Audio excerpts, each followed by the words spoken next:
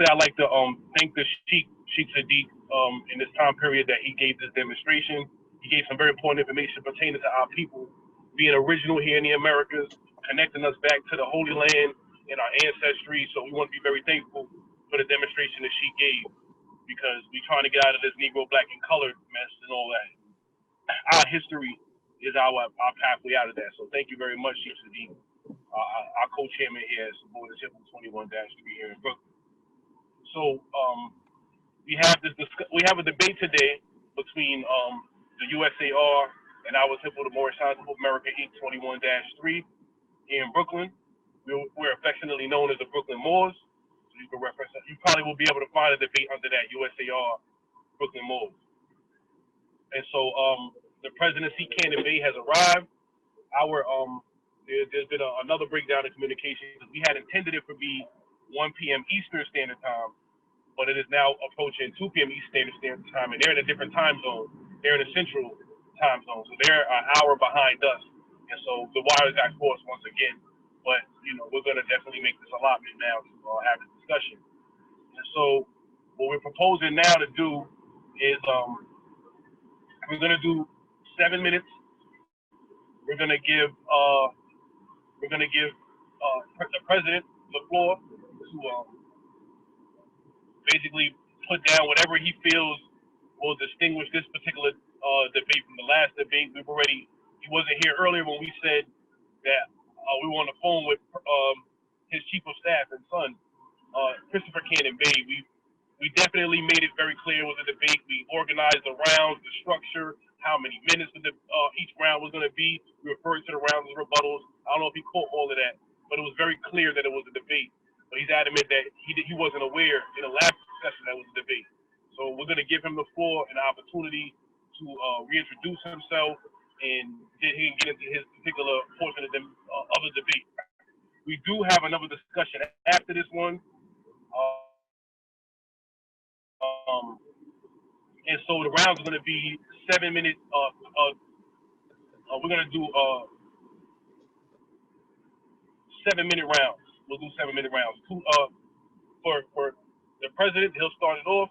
We'll put our position down, give him opportunity to rebut. We rebut, and we'll end it there.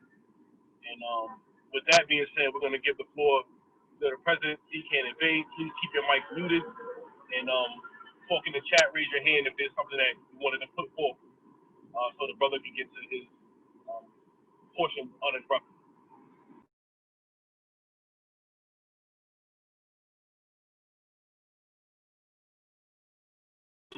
You can unmute your mic, President. And when I say begin, you do your introduction now, who you are, once again, just so, for the sake of future viewers and those present. You can reintroduce yourself again as you did last time. And then when you begin your debate, I'll start the clock from then. You'll have 7 minutes to convey your information. All right, can you see my screen?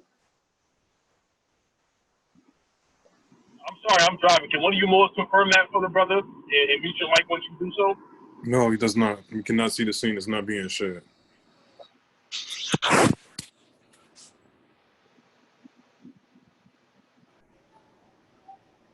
I thought I shared it. We can view your video feed, but your screen is not being shared. Now, You know what? That is not. I guess it's kind of my fault, Brother Jeff. You have to go into meeting settings and make sure that feature is the guests that others can share. Okay, meeting settings. Yeah, and make sure that others are allowed to share their screen. Share screen is on. Okay, so it's on the president end. Yeah, president, see if it works on your end, so we get it up here.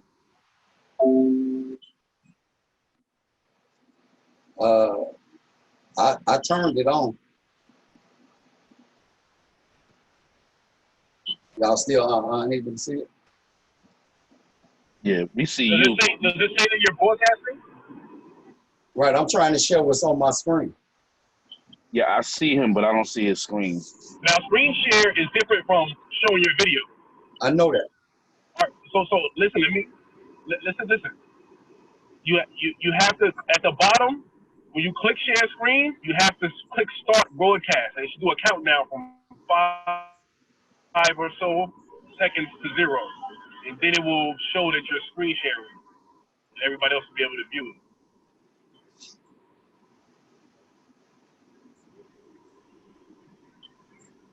If that's not working, I would advise that you exit out and come back in and then share your screen. Okay, we're trying it. Let's see.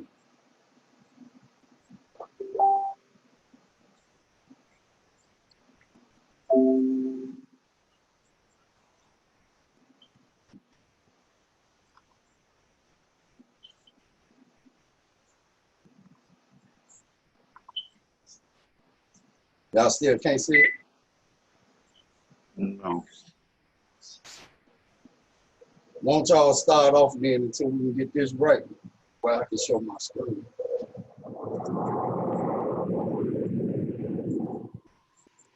We're gonna have to resolve your technical issues either way, so we'll wait till you get it resolved. But as I said, my suggestion is if you click start broadcast and it says that you're broadcasting but it's not showing, you might want to just exit out real quick and come back in and then click start broadcast. Is it showing now? Oh, it's starting to share. There you go. It says Christopher Cannon Bay has started sharing screen. It's not showing yet, but it's indicating that your screen is starting to share.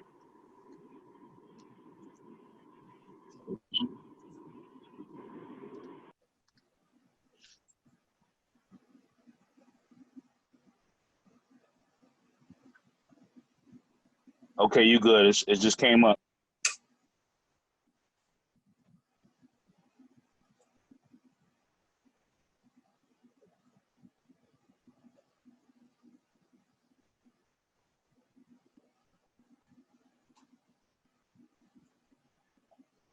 You see it?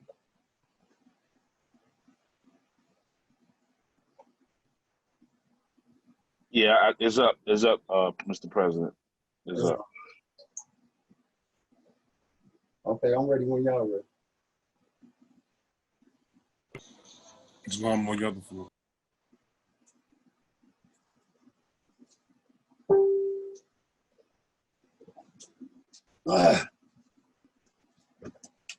When you ready for me to start, just let me know.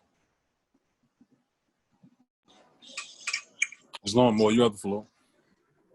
So before you begin, like I said, you can do your introduction beforehand. We're not, but please try to keep it brief, to maybe 2 minutes with your introduction or whatever you want to say prior to you going through your round.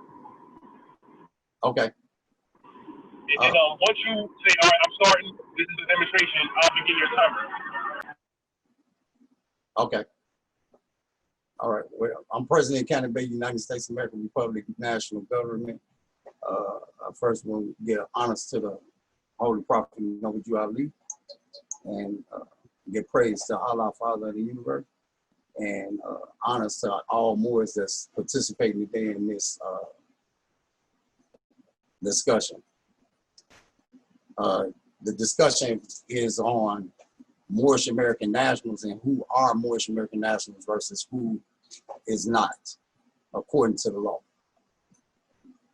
Okay, I'm ready.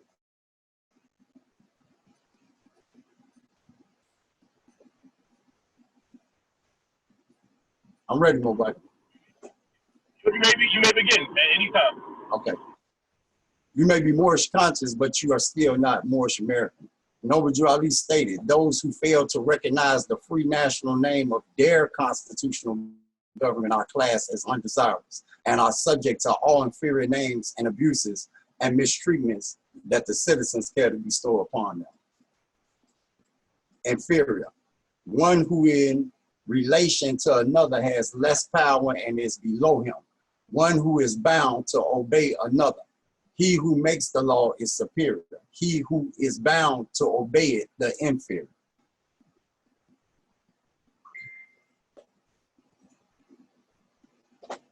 This is why having our own state government is vital, It provides self-determination as well as we legislate, create, and write and pass our own law. And the word of the prophet stated that it was his desire that our people would not be inferior. So again, being inferior is a way of the prophet letting us know that without us having our own legislative branch and passing our own laws, we will always be an inferior race of people. And that's not what he wanted for us. Our own legislative body allows us the power to create laws to protect the citizens not only from crime, but the jurisdiction of foreign governments and foreigners. This allows us as a nation of people to no longer have foreigners sitting in judgment over our people. Deuteronomy 17, 12, and 20. The man who acts presumptuously by not listening to the priest who stands there to serve the Lord your God, nor to judge, that man shall die. That man shall die. Thus, you shall purge the evil from Israel. Then all of the people will hear and be afraid, and will not act presumptuously again.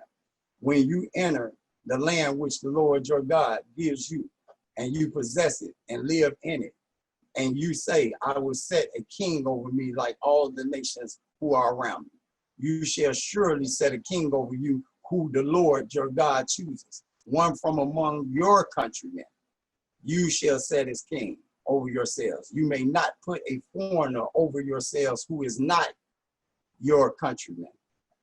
Moreover, he shall not multiply horses for himself, nor shall he cause the people to return to Egypt to multiply horses, since the Lord has said to you, you shall never again return that way. He shall not multiply wives for himself, else his heart will turn away, nor shall he greatly increase silver and gold for himself. Now it shall come about when he sits on the throne of his kingdom, he shall write for himself a copy of this law on a scroll in the presence of the Levitical priest. It shall be with him, and he shall read it all the days of his life, that he may learn to fear the Lord his God, by carefully observing all the words of this law and these statutes, that his heart may not be lifted up above his countrymen, and that he may not turn aside from the commandment to the right or the left, so that he and his sons may continue long in his kingdom in the midst of Israel. Now this law that this is talking about is called a state constitution for those that don't know. This is the continuing law that we will follow and obey. If the Italians, Greeks, English, Chinese, Japanese, Turks, Arabians are forced to proclaim their free national name and religion before the constitutional government of the United States of America, it is no more than right that the law should be enforced upon all other American citizens alike. Like Moorish nationals and citizens versus U.S. nationals or non-citizens. Title 8, Aliens and Immigration, subsection 1401, the following persons shall be nationals and citizens of the United States at birth. A person born in the United States and subject to the jurisdiction thereof. A person born in the United States to a member of an Indian, Eskimo, Aleutian, or other Aboriginal tribe, provided that the granting of citizenship under this subsection shall not in any manner or otherwise affect the right of such person to tribal or other property. This is what is defined as an African American or American Indian. This is who the 14th Amendment was written for, to establish a citizenship for these people in America subject to the jurisdiction of the United States. It made them a citizen of the United States and the state wherein they reside. Title 8, subsection 1408, nationals but not citizens of the United States at birth, unless otherwise provided. A person born outside the United States and is outlining possessions of both parents of whom are nationals but not citizens of the United States and have had residence in the United States, or one of his outlying possessions prior of the birth of such person. The 14th Amendment created a citizenship for Black people. A national of the United States means a citizen of the United States or a non-citizen who owes permanent allegiance to the United States, also termed U.S. national, U.S. citizen. These terms are synonymous terms meaning the same thing. Title 8 U.S.C. 1481, loss of nationality by native born or naturalized citizen, voluntary action, burden of proof, presumption. A person who is a national of the United States, whether by birth or naturalization shall lose his nationality by voluntarily performing any of the following acts with the intention of relinquishing United States nationality: obtaining naturalization in a foreign state upon his own application or upon an application filed by a duly authorized agent after having attained the age of 18 years, or taking an oath or making an affirmation or other formal declaration of allegiance to a foreign state or a political subdivision thereof after having attained the age of 18 years, or accepting, serving in, or performing duties or of any office, post, or employment under the government of a foreign state or political subdivision thereof after attaining the age of 18 years. Whenever the loss of United States nationality is put in issue in any action or proceeding, the burden shall be upon the person or party claiming that such loss occurred to establish such claim by a preponderance of the evidence. Any person who commits or performs or who has committed or performed any act of expatriation under the provisions of this chapter or any other act shall be presumed to have done so voluntarily, but such presumption may be rebutted upon a showing by a preponderance of the evidence that the act or acts committed or performed were not done voluntarily. Black people actually do have a nationality. It's called Moorish-American. Mr. President, that was your time. Islam. Islam. So I have to reset the clock now. Sheiks, anybody, I need Act 1, and I need the divine warning if they have it prepared in front of me. And we're gonna begin right now. I got Act 1. Okay, cool. Let me reset the clock right quick. I got a TV mode I just parked up. I'm resetting the clock right now. All right, Sheik, y'all ready to begin? Islam, I got the act. Grand Sheik, you there? Grand Sheik, you muted.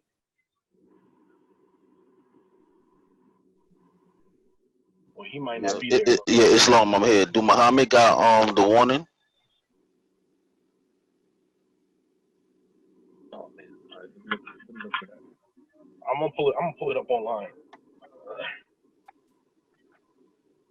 Islam, I have it. Okay, All right, brother. all right. Jeff got it. All right, do your thing, Sheik. I got you. All right, so I'm gonna start the clock. Islam. So the first thing I want to touch on that he said, I'm gonna try to go in chronological order. He first said something to the effect of with the divine warning. He tried to misconstrue it and made it seem like to the government that when he says their constitutional government, he's making it seem their constitutional government is our own government separate from the United States of America. But he's taking it out of context because he's talking in that first paragraph, the free national government that he's talking about is the United States of America. And he's talking about those that are classed undesirable is those who claim to names and principles that allude to slavery, meaning claiming you're Negro, Black, and colored and living those principles of being Negro, Black, and colored. It has nothing to do with us forming our own government. When you read out throughout the document, and we're going to just take a quick excerpt from that document. Brother Jeff, could you read, let's see, it's 1, 2, 3, the fourth paragraph, the right where it says, the wealth of all national governments. 1 second. It's the fourth paragraph and about the middle of that paragraph. Maybe the second sentence. The first sentence is kind of long. Second sentence. Okay, I got you. The wealth of all national governments, gold and silver, and commerce belong to the citizens alone.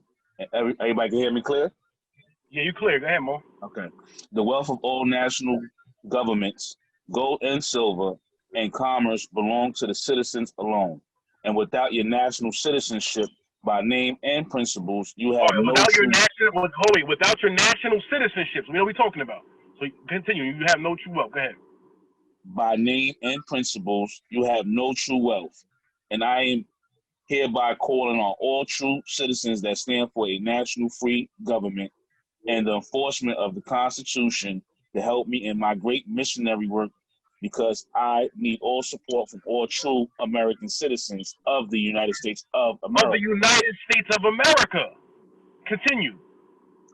Help me to save my people who have fallen from the constitutional laws of government. My people from the constitutional laws of government, because Negro, blacks, and colors were outside of the Constitution. You could reference the Dred Scott case of 1857 that said that the white man has no rights to the black man's bound to respect, and how the whole court case was talking about how he didn't have legal standing because he was never made a citizen. All right. So if you go on further, he says, and will live according to the principle, live according to love, true peace, freedom, and justice. At the end of the paragraph, supporting our free national constitution of the United States of America. He's trying to make it sound like we got to make our own national constitution. We got to make our own government. That's not what the prophet talked about. You look at the back of the nationality card, it says, I am a citizen of the U.S.A. That stands for United States of America. Everybody knows what that acronym means. It does not mean Unity, Salvation, Allah, which some Moors purported. It means United States of America. So he's twisting the prophet's words to fit his narrative. Now, secondly, he made the claim that we got to have our own legislative body. Well, Moore, if you read the Moorish laws, you would know that we do have a legislative body. Can I get Act 1, please? Act 1. The Grand Sheik and the Chairman of the Moorish-American Temple of America is empowered to make law and enforce laws with the assistance of the Prophet and the Grand Body of the Moorish-American Temple of America. The assistant Right there. Stop right there. So, is empowered to make law. The Grand Sheik and the Chairman is empowered to make law with the assistance of the Prophet and the what? The Grand Body. What is the Grand Body? That is the legislative body of the Moorish-American Temple of America. That's the legislative body of the Moorish-American government that the Prophet established in the year 1928. So we have a legislative body. So again, he's utilizing the Prophet to manipulate and try to transform his words to suit his agenda and us be subservient as president. He reads scripture talking about ancient Israel and them erecting kings to rule over them, because in the time of the judges they had judges and then they later on had kings. Well, that's not what the prophet brought. He was not talking about us having a king. The United States of America does not have kings. When you look at the first Continental Congress, they very much did not want a king because they just escaped Great Britain. And they didn't want to be under the rulership of a king, and so they had a different government, which was a republic. And republics don't have kings. They don't have monarchs. They don't have rulers in the context you think. The president doesn't have unlimited power like a king would have, or a sultan, or any type of royal hierarchy. So he's twisting the prophet's words all around.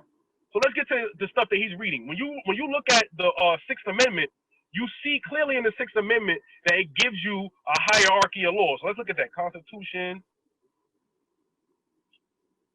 Sixth Amendment? Sixth Amendment. Yeah, Sixth Amendment. I'm going to read it because we only got like a minute. So I'm going to be real quick with it. Not Sixth Amendment, Sixth Article. Excuse me. Article 6. So when you look at it, it says the Constitution and the law pursuant, the Constitution and the laws of the United States which shall be made pursuant thereof. Pursuant thereof meaning in continuity, and all treaties made or which shall be made under the authority of the United States shall be the supreme law of the land. This is the supreme law of the land. He's reading United States codes where we provided constitutional law. United States Code doesn't trump constitutional law. United States Code is the codification of the laws of the United States written by, under a congressional act. But that does not supersede the supreme law of the land, which is the Constitution itself. And that's what we stand on with the policy of Abraham Lincoln, the proclamations, the 13th Amendment with 20 sections. These are the laws that validated us as citizens. And we took an oath, that oath of amnesty and reconstruction, which is what is required of being a national and showing your allegiance. They're not providing rules. They're saying they're not even a part of the United States of America, and they outside of the constitutional form. I'm at 6 minutes, 11 seconds. They say that they outside of that constitutional framework, and they make it their own government. This is not the prophet Noble Drew Ali. See, his strategy was flawed because he came in here and tried to use the prophet to validate himself after he got exposed the last time we had this debate and showed that he wasn't in line with the prophet. The best strategy he could have went with is try to substantiate himself as a government and not try to attach himself to something that does not fit his doctrine. And you're using a material that we Sheiks study in depth. So you're not gonna ever use the prophet against us and think that you're gonna pull a fast one. It's not gonna fly. We study the prophet more than you because this is what we do. That's how we came to the conclusions that we came. So you making your own organization, which is fine, that's cool. But it's not in line with the prophet. You're not of the prophet Noble Ali in the works that you're performing in this day and time, and that is 7 minutes exactly. Islam. And now we're gonna open up the floor for the president to give his rebuttal. I'll begin the timer when you start.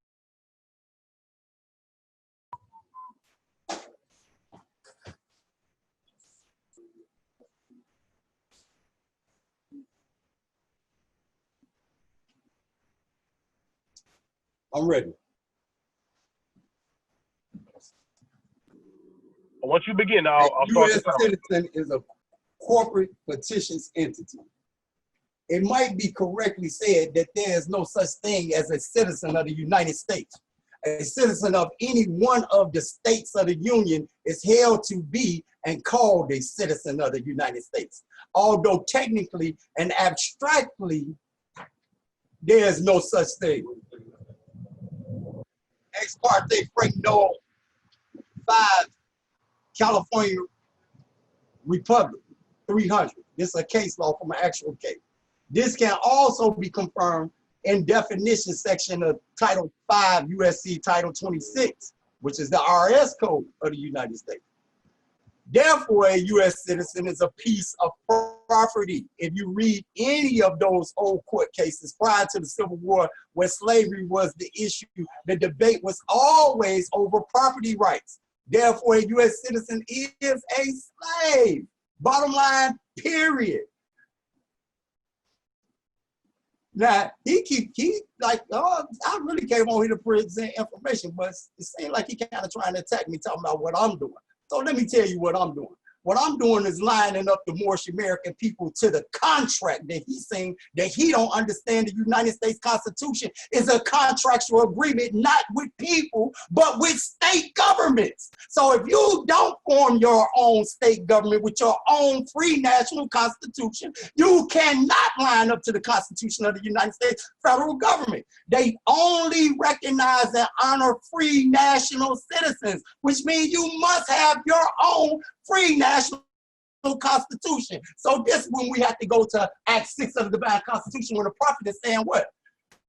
This is a new era time now, and all men must now proclaim their free national name to be recognized by the government in which they live. Not only do the prophet say that, he also come back and say, guess what? Without doing so, there's really no divine title of the government for you to live in. So when the prophet is saying it's only right that the law should apply to all other American citizens alike, that means you. That means you, bro. You trying to amalgamate yourself into the foreign and colonist government. That's not how this works. And in order for our people to line up to the United States Constitution, we have to do exactly what the prophet was laying down in his instructions, in his literature, etc. Again, the judge and the Paddleford case in 1854 stated, but indeed no private person has a right to complain by suit in court on the ground of a breach of the Constitution. The Constitution is true as a compact, but he is not a party to it. The states are the parties to it, and they may complain. If they do, they are entitled to redress, or they may waive the right to complain. Paddleford Fake and Company versus the mayor and alderman of the city of Savannah, Georgia. Again, see the problem and issue we got? They seem to think that we part of the U.S. federal government, which is what? It's a contract, a compact with other what? State governments. So therefore, at the same token, while you talking about what I'm doing, and that I'm not following what the prophet saying, this ain't what the prophet talking about, he's trying to spin it and make you actually think that the Moorish-American Temple of America, which is a religious organization, is a state. It is not. It is not a state government. And in this case right here, since while he's talking about law, let's go to what this case says. It said, the above listed case is presently pending before this court. The defendant acting pro se has asserted that due to his status as a Moorish-American, this court is without jurisdiction over him and has asked that this cause be dismissed. As the state noted in its reply brief, Moorish-Americans are simply members of the Moorish-American Temple of America, a religion whose members adhere to Islam per the group's own website. Moorish Americans do not have separate sovereignty or indigenous status. All citizens must obey the laws of the government. Act 4 of the Divine Constitution of Moorish America. The Court of Criminal Appeals, I ain't even got to read that. So Act 5. So he's thinking, oh, guess what? He's right. In Act 5, the prophet do say the organization of the Moorish-American Temple of America is not to cause confusion, which is what he's doing right now, causing confusion. Again, we got to follow the prophet. The prophet say what? They must recognize their free national constitution. The United States government constitution is not a constitution for Moorish-American people. You would not find nowhere in the United States Constitution the word American, nowhere in it. It is not written for Moorish-American people. It is a constitution written for free national beings. And in order to be a free national being, that means you got to write your own constitution that acknowledge and recognize you as a people. Again, the Divine Constitution and bylaws, he said in Act 1, the Grand Sheik and the Sheik is empowered to write laws and enforce laws of what? The Moorish-American Temple of America, not the government. Not the government. And Act 5 comes back and backs that up by saying what? The organization must obey the laws of the government. He wants you, see, what he don't realize is a prophet working for you in the time he here and in the future. So back then, yeah, the meaning of what the prophet's talking about back then had a different meaning because it was a different time. So if you're able to read the Bible and these holy scriptures, guess what? You'll know what time you're in now. And the time you're in now is the time for you to come into power. And the only way you're going to come into power is by having your own government. The prophet already said he desired for us not to be inferior. Once again, the grand sheiks and the sheiks of the Moorish-American Temple of America had no power to pass no law that protect Moorish-American people outside of the Moorish-American Temple of America. In fact, they are only members of the Moorish-American Temple of America, and the laws that they pass, according to the Holy Quran, each sheik can pass and write in his own laws in his temple. He did not say outside of the temple. He said in his temple. Again, a divine and national movement. We got a divine side of this movement, which we've been running for the last 100 years, and we got the national side, which is coming in now, being orchestrated right now. Guess what? I'm not saying we the Moorish divine national movement. We the Moorish national divine movement. And like the prophet said, the Negro problem is only gonna be solved through the Moorish national divine movement, because only the state can legislate laws on who are truly Moorish American people, period. Organized under a free national constitution and a free national government created by Moorish American people, for Moorish American people, of Moorish American people, not the United States federal constitution. Again, they are deranged and showing that they really truly don't comprehend what the United States of America Republic is. They confuse the U.S.A. which simply stands for America, the land itself, with the U.S. being the federal government. They are not the same. The Moorish national government, being the United States of American Republic, is the actual national government for America. For America. Martin Luther King said it best: if the Negro can't go at best, a patient proclamation sets you free. If the Negro ever gonna be free in this country, he gonna have to reach deep down into his own self and pull up a assertive manhood. That's 8 minutes, Mo. I'm sorry, I gave you an extra minute to try to let you That's get what's your thought up. out. Yeah, I give the floor. I give the floor. Islam. Just give me 1 second, Mo. If any more got their Moorish literature, please pull out Prophet Makes a Plea to a Nation. It's a very short excerpt. It's long. You got that, Mo? All right, we're about to begin. Just let me get my timer set.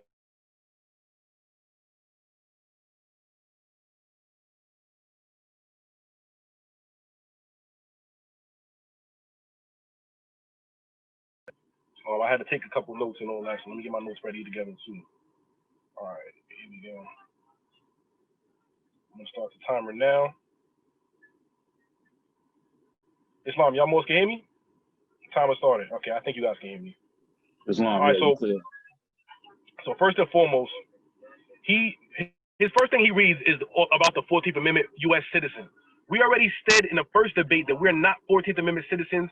We told them we are citizens under the proclamations of Abraham, the executive order of Abraham Lincoln, the proclamations, and the 13th Amendment with 20 sections through our oath of amnesty, making us Moorish American nationals. So he's making an argument that don't even apply to us, and I don't even understand why he made it. We already said what laws were under. We already expressly said several times not under the 14th Amendment.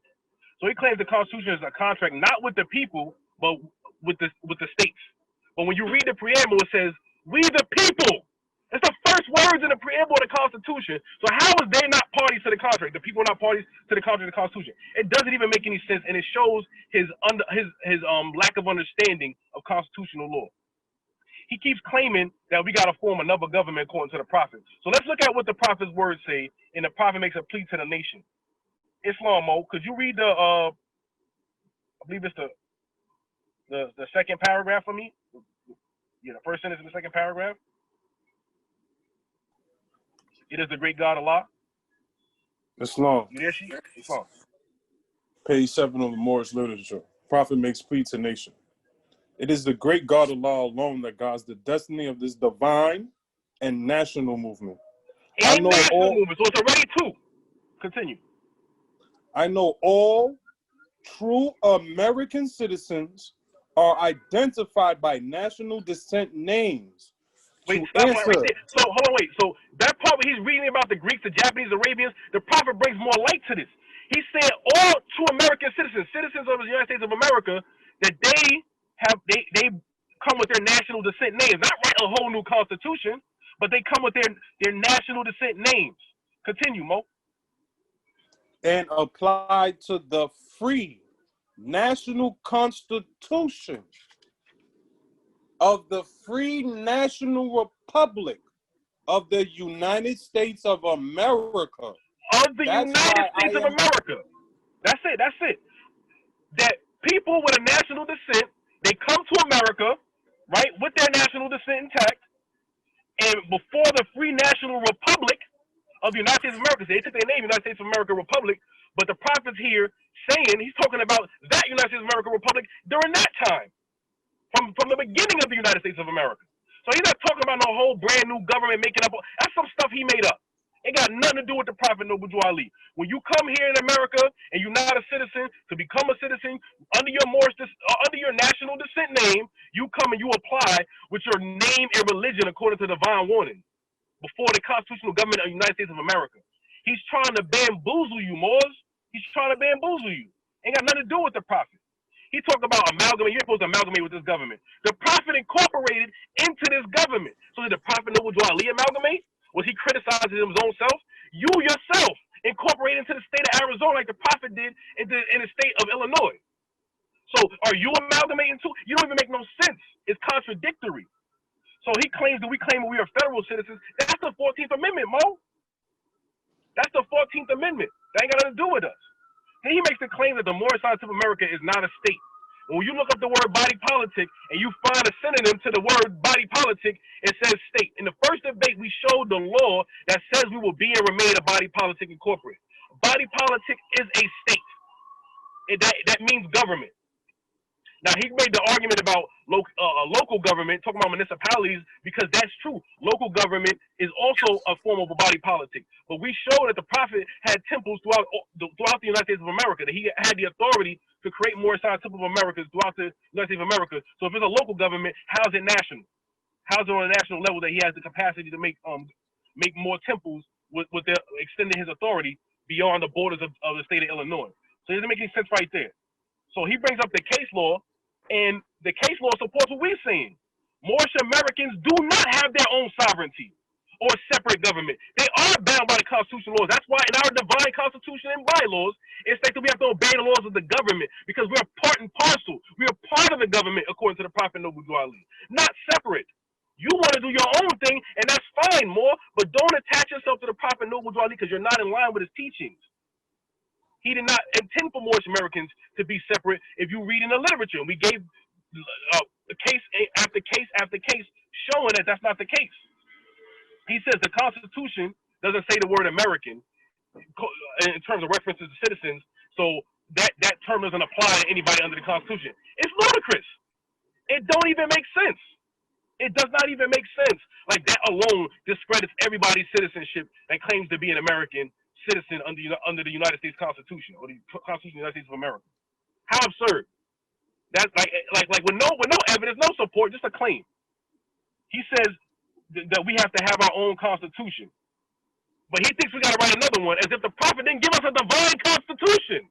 It is the constitution of the Moorish government, which is a theocracy, which is a religious type of government. So again, he has done no preparation since the last debate. He's making arguments that don't even got nothing to do with us, because we're not claiming to be 14th Amendment citizens. We're providing and substantiating the laws that are our citizenship. He's not attacking the laws that we claim to make us citizens.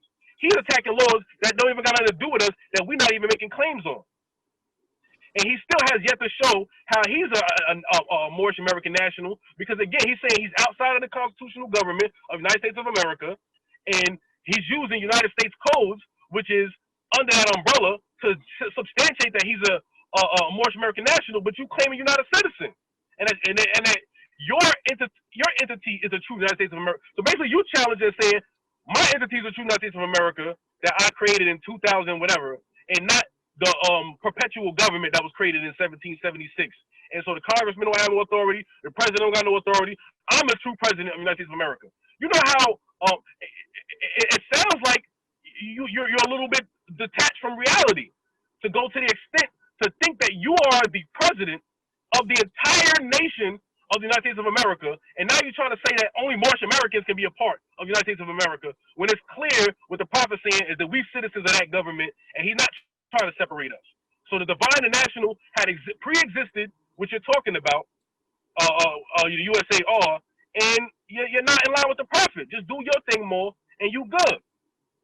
And with that, we're going to close out this round, and we have one more round to allow him before a rebuttal and ourselves a rebuttal, and we're going to conclude on that note. So without further ado, Mr. President, whenever you're ready, I'll begin the clock.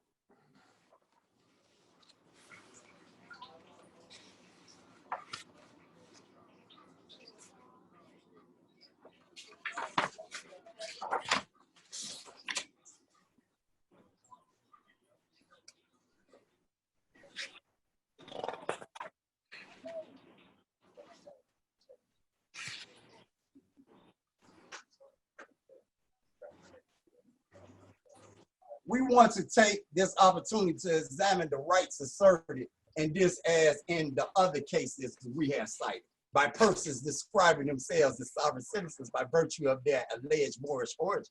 Most of them are African Americans who belong to the Moorish Science Temple of America, MSTA, and claim to be descendants of the Moors of Northern Africa, though they are not. Moors are of mixed Berber and Arab descent rather than being African American in the usual sense of being descended from Black Africans. The original purpose of MSTA, founded in the 1920s by Noble Drew Ali, whose followers called themselves Moors in place of more conventional designations such as Black, African American, and colored, was to claim government, recognition, and respect as full citizens rather than the second-class descendants of slaves. Again, this man is spinning y'all like a top. Brother, you ain't proved not nan time, you ain't quoted nan law that show that the temple can even confer nationality. Per international law, nationality is only conferred by the state. Per the charter of the Moorish Science Temple of America, you're only set up to consecrate missionaries and teach the teachers and lessons of the Prophet Noble Drew Ali. You are not set up to confer nationality. You are not set up to operate in a political capacity. You're set up to do religious. You're a religious organization. And since you know so much about corporations, then you should know anytime you're trying to act like a state, you're acting ultra virus. That's a law too. Meaning you're acting outside your power. You take the word political, corporate body politic. Listen to what it's called. Politics, brother. Ain't no politics in religion, brother. Religion is based on belief, which you got a lot of. Belief. You're not following no laws talking about constitutional law.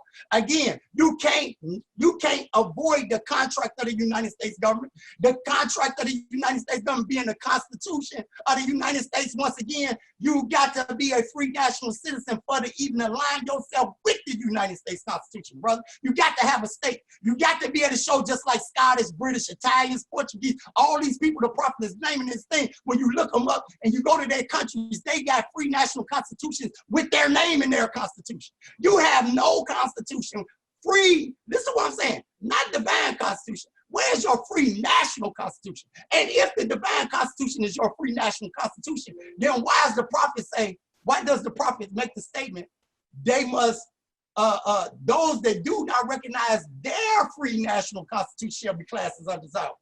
If the divine constitution is your constitution, if the Moorish-American Temple of America is your government, why is the prophet saying in Act 5 that the Moorish-American Temple is not to cause confusion or to overthrow the laws of the said government? He's talking about the government that we're going to establish being a republic, because we're a real republic government of America. The United States federal government sitting in Washington, D.C. is a democracy. Who don't know this? Come on, man, you tripping. So again, while you steady making this argument, you steady trying to attack what I'm saying, but you really can't attack what I'm saying, because, like, once again, we ain't got to do nothing but go to Aliens and Immigration Act. According to the Aliens and Immigration Act, bro, you're a refugee.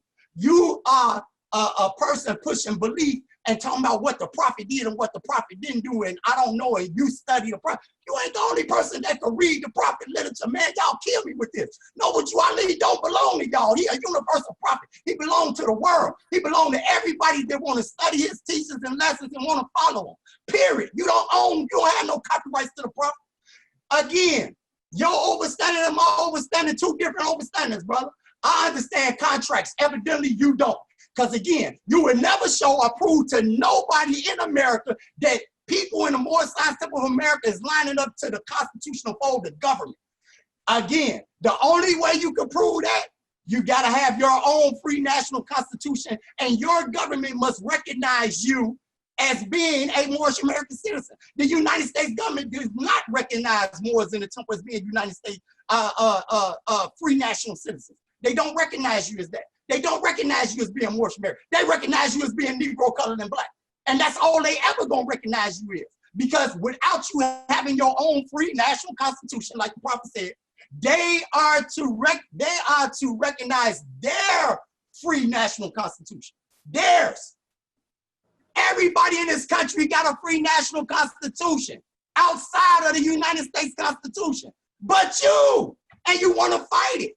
Then you talking about self-appointed president, Just so you know, we actually had an election. It's recorded, it's in Cook County. If you want to see how I got my presidency the second time around. The first time around, Allah blessed me with it. I was ordained by Allah to be the president. I'm Allah's elect.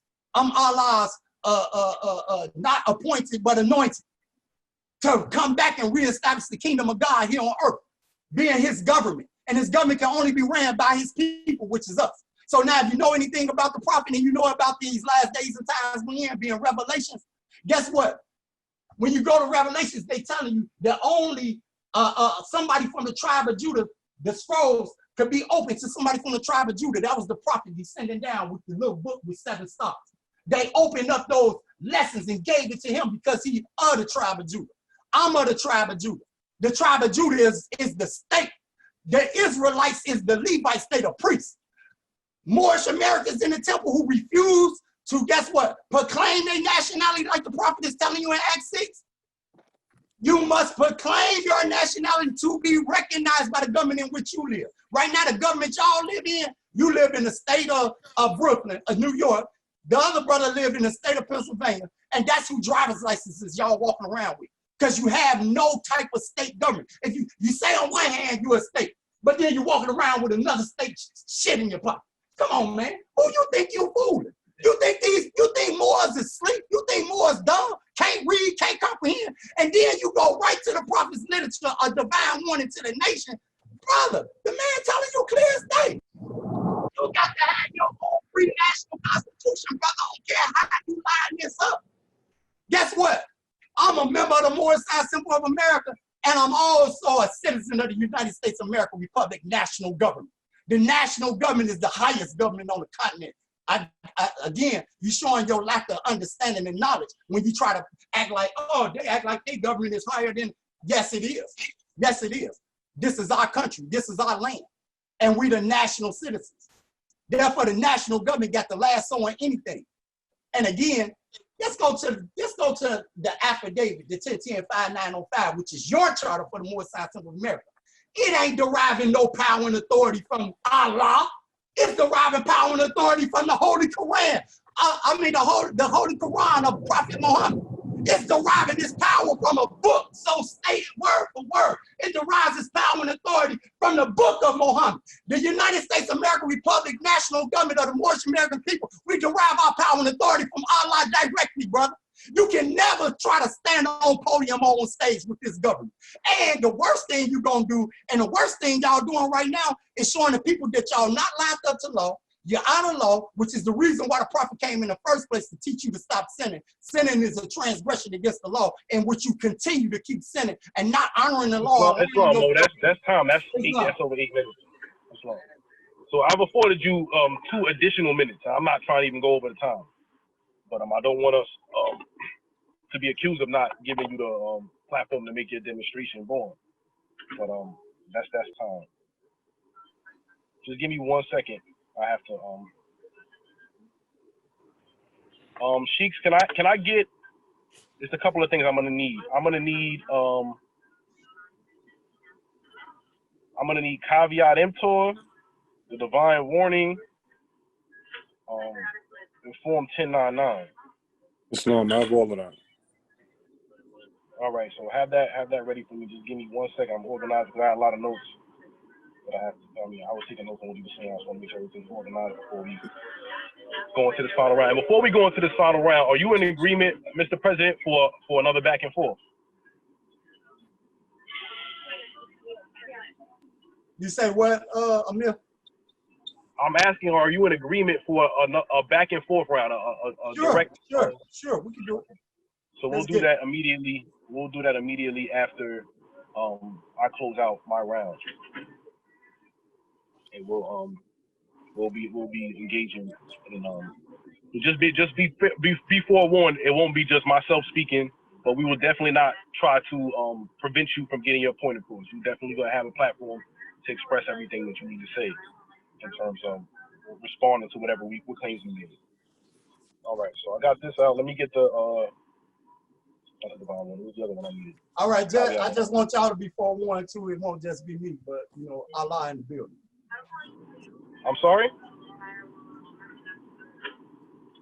I say it won't just be me either. I just want to warn y'all too. Allah in the building. That's fine. That's fine. That's not a problem. I have this warning. Is this it? Yeah, please. This is it.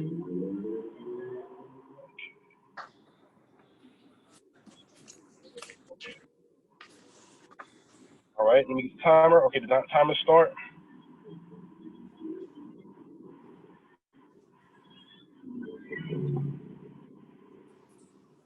All right, so first off, he starts off with reading a case that's discrediting us as Moorish-Americans. He reads some case that says that us calling ourselves Black Negro and us being called Black Negro and colored is the proper terminology, or they necessarily say it was the proper terminology, but they saying we're not the descendants of the Moors. That's the claim of the court case that he's reading to substantiate his point. So him trying to invalidate the Moorish science of America is actually invalidating his own position of being a Moorish-American by descent, because he's saying us collectively. He's not just talking about members of the Moorish science of America. And those cases that he's reading, the majority of them are going against Moors like him who create their own Moorish group, and they talk about they're not citizens and this, that, and the third, or they're above the Constitution. And so these judges are letting them know that they're still subject to the Constitution and what have you. So he claims that we are religious and not a state. So when we read in the first debate, we read the law that the prophet incorporated under, because it's not just being incorporated, but how you incorporate it. And the prophet Noble they incorporated under the Religious Corporation Act, which was under the Illinois the Illinois General Assembly. And it states in the Religious Corporation Act, it says at the bottom, it shall be and remain a body politic and corporate. Okay? So when we look up the word body, let's say body politic, I'm typing it in right now, real time, synonym. So when you look up the word body politic synonym. All right, so I'll just click on the first link. This is thesaurus.net. All right, so thesaurus.net, let's see. Body politic. I should just share my screen. Other synonyms, it says nationality right there. Body politic, political homes. Because I'm looking for the right exact There we go.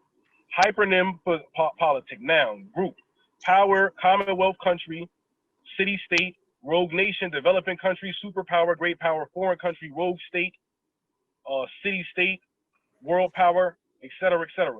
So these terms are related to government.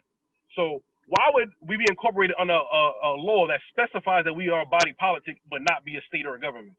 So the more clearly is trying to separate and saying the temple doesn't have the capacity and claims that we don't have authority to convey nationality. But your articles of incorporation state exactly what authority you have to do. And once that state signs off of those articles of incorporation, then you have the authority to do that. Now, he claims he understands law and corporate law and da-da-da. And 1099 is not our charter.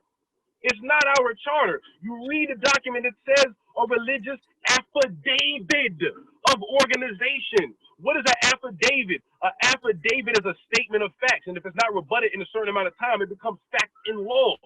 They never rebutted the Prophet Noble Drew Ali's affidavit. So everything that is written in there stands. And it says at the bottom, sees her revised statute, chapter 32 to 36. I just read out of her revised statute and says we're body politics. So how are we not a government? Or our literature is part of our law. In Act 6, which is our divine constitution and bylaws, you have to have a constitution and bylaws to incorporate. It within our laws, it states since the days of the prophet by his own pen that it states that we are teaching our people our nationality, and they have to proclaim. Our members have to proclaim their nationality. So how we don't have the ability to convey it, and it is in our law that was signed off by the state of Illinois and reinforced in every state that we incorporated in. Okay, so using the courts to discrediting Moors as proof that we don't have nationality and authority would discredit you too, that court case that you was reading. He claims that he's Allah's elect to reestablish the kingdom of God. No, you are not Allah's elect to reestablish the kingdom of God for our people here on earth. The Prophet Noble Drew Ali was, not you. All right, so this is ego at its height. This is narcissism at its height. You taking a prophet, misconstruing his words to validate you. You know how many false people have come in the prophet's name? Now, Caveat Emptor was written by Sheikh John Givenzel, but we're going to read it anyway. Sheikh Muhammad, could you get Caveat Emptor for me? And let me see where I want you to start at. Hold on 1 second. Caveat Emptor, start at, it says, it is therefore folly. It's the last sentence in the lower paragraph. In the first paragraph. It's long. Caveat emptor. It is therefore folly at its greatest height for smelly culprits with their insidious plans to invade such realm. They try and try, but their own bad planning brings down upon their heads like the sword of old Damascus had. Intrigue and scurrilous cunnings find a difficult path to travel within the ranks of the Moors. This is so because go down to where it says a few feet below. It's 2 paragraphs down. A few feet below is another road where schemers work, where traders grin. The culprits bask in the sun. They think they are on the same road with true Moors, but the Moors are high above on a pinnacle where they might view the destructionists as they flock for their last time and their bones bleach in the sultry midday sun. Islam. So a lot of Moors come in the prophet's name and claim that they got the answers and the solutions, but you claim to be Allah's elect, but you use the profanity in a Moorish meeting just now. You use the profane word in your demonstration. So how are you Allah's elect? The prophet said not use profanity in the mildest form.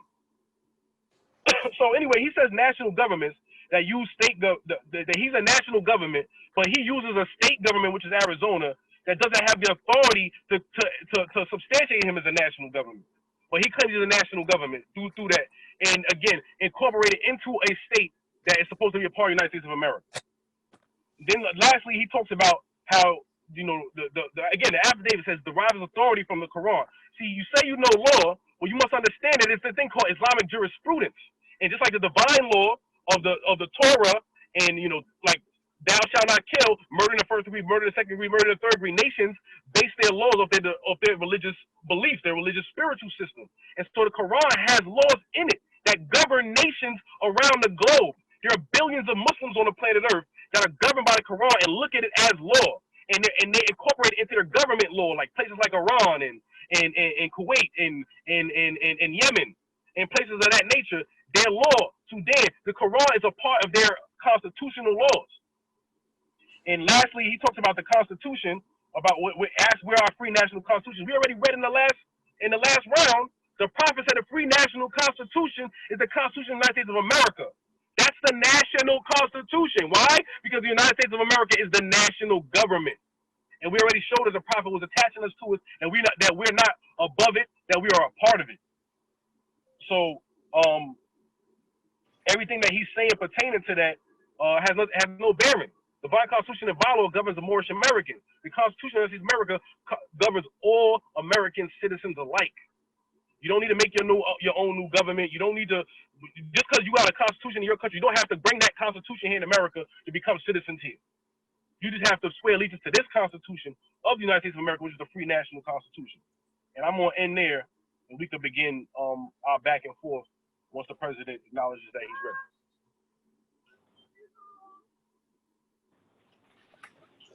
This is the portion that gets a little heated up because this is a direct confrontation of ideologies. We get to ask questions. We get to, solidify our positions through this back and forth bill. Islam, before you start this round, look at the time. We might as well officially close out. Yeah. Islam. So at this time, we're going to close out our meeting as we open it with our Moorish-American prayer. So if you are able, at this time, please face the east, feet on a 45-degree angle, 5 fingers on the left and 2 on the right. Allah, the Father of the universe, the Father of love, truth, peace, freedom, and justice. Allah is my protector, my guide, and my salvation. By night, and by day. Through his holy prophet, through Ali. Amen. All right, so the Moorish meeting is officially closed. As per our law, we must open and close promptly according to the Circle 7 in love, truth, peace, freedom, and justice. But the discussion is not over. The president has agreed to have a back and forth round. The time is now 3 p.m. Shall we say we close it at 3:30? Is that agreeable? That'll be good. Well, I want to ask a question to the president.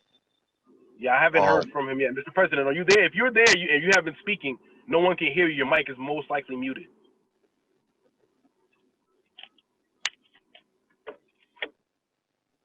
No, I wasn't speaking. I was letting y'all finish doing what y'all was doing. Oh yeah, so that portion is over with. So the Grand Sheik wanted to pose the first question, if that's fine. He has a question for you. That's fine.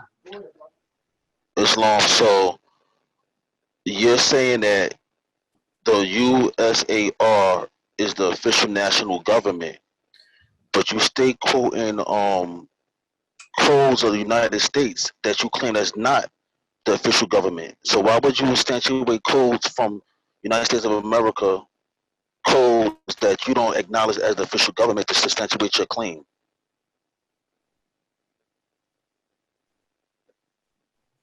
Number one, again, like the prophet is telling us in his literature, all free national beings must proclaim their religion and nationality before the government of the United States, which is the federal government he's talking about.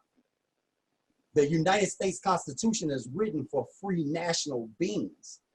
It is not written for individual people the way, so like how he was saying, oh, right in the Constitution, say we the people. Yeah, we the people mean state. That's what we the people mean. That's a state. That's not individual people. That's individual people. Can you show us where you got where you get that understanding? Let me finish, brother. Let me finish. Okay. You didn't answer my question either. I am answering your question. Y'all gonna keep Okay, I'm waiting. Okay, the state is the people organized under a political body or entity, not a religious entity, a political entity dealing with political rights. That's what a body, a real corporate body politic is dealing with politics, political rights.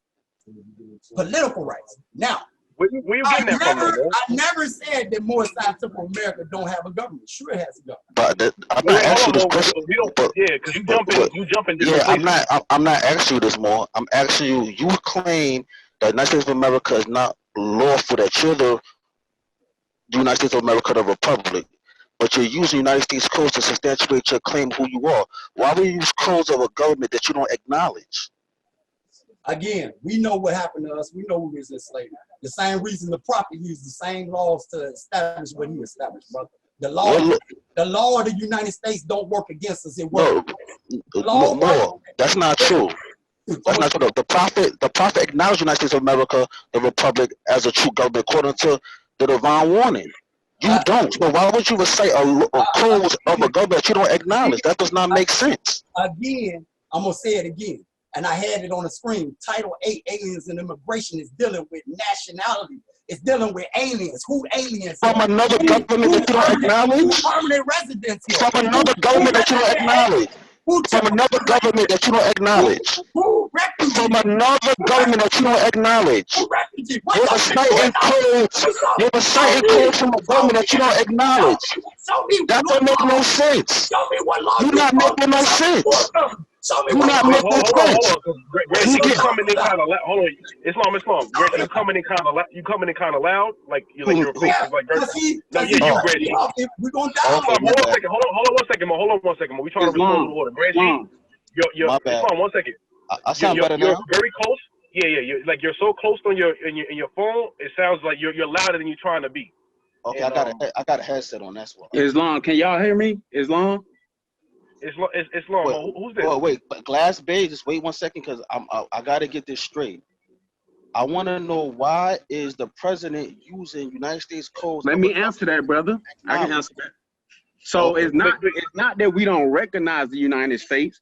We're saying, because you're taking us as United States of America Republic as if we're saying that the United States government is not a legitimate government. That's not what we're saying. That's not what we're saying. Okay, so when you ask the question, it's like you coming with more, like your question is loaded. You're saying, why are you quoting laws of a government you don't recognize? Okay, let me rebut that. Number one, we do recognize the United States government, but we recognize it as not being our government, meaning we understand that the United States was started by Europeans. When they left Britain, they came here as British, then they became American under their social compact as a new nation. So what we're saying is, we understand the Moorish Science Temple has a government. We love the temple. We've taken these lessons and understand that our people's conditions are not going to change until we have the power of public law, meaning the temple cannot make laws outside of the temple, bro. Y'all can. Glass Bay. So when he says we do recognize the United States government as the federal government, but we're saying we are nationals. We are not European. We are not Christian. So what we have done is made a compact amongst ourselves, taking the lessons from Noble Jew Ali. We are not, if you read our free national constitution, we're speaking from a position of power, knowing that we are Moorish Americans, not that we used to be Negro, colors, and blacks. We understand we were branded. So if you read our constitution, you're not making sense. You're not making no sense at all. All right. We got your position. Hold on. We got your position. Now allow us to respond to what you just said. Because now you're acknowledging. I want the brother. I need the brother. He's gone forever. He's gone forever, and this is a dialogue. We gotta go back and forth. So tell me what. I'm gonna show you right now.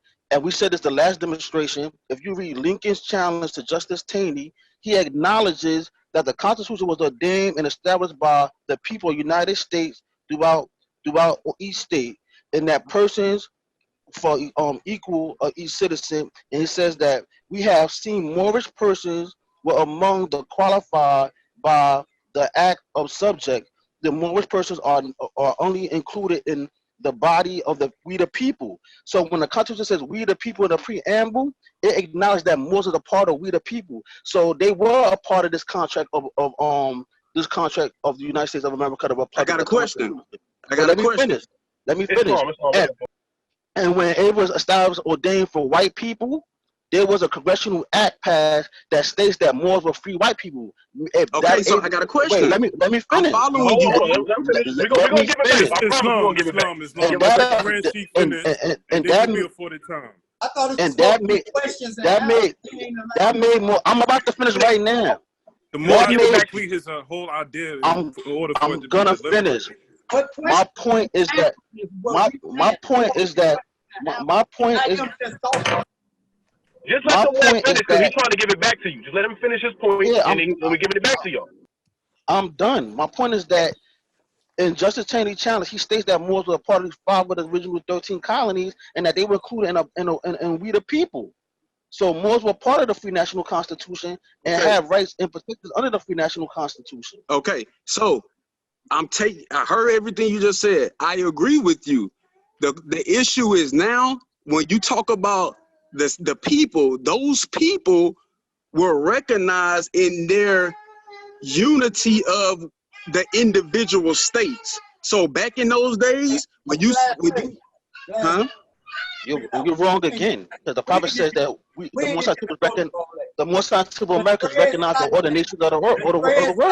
The Dred Scott case is clear.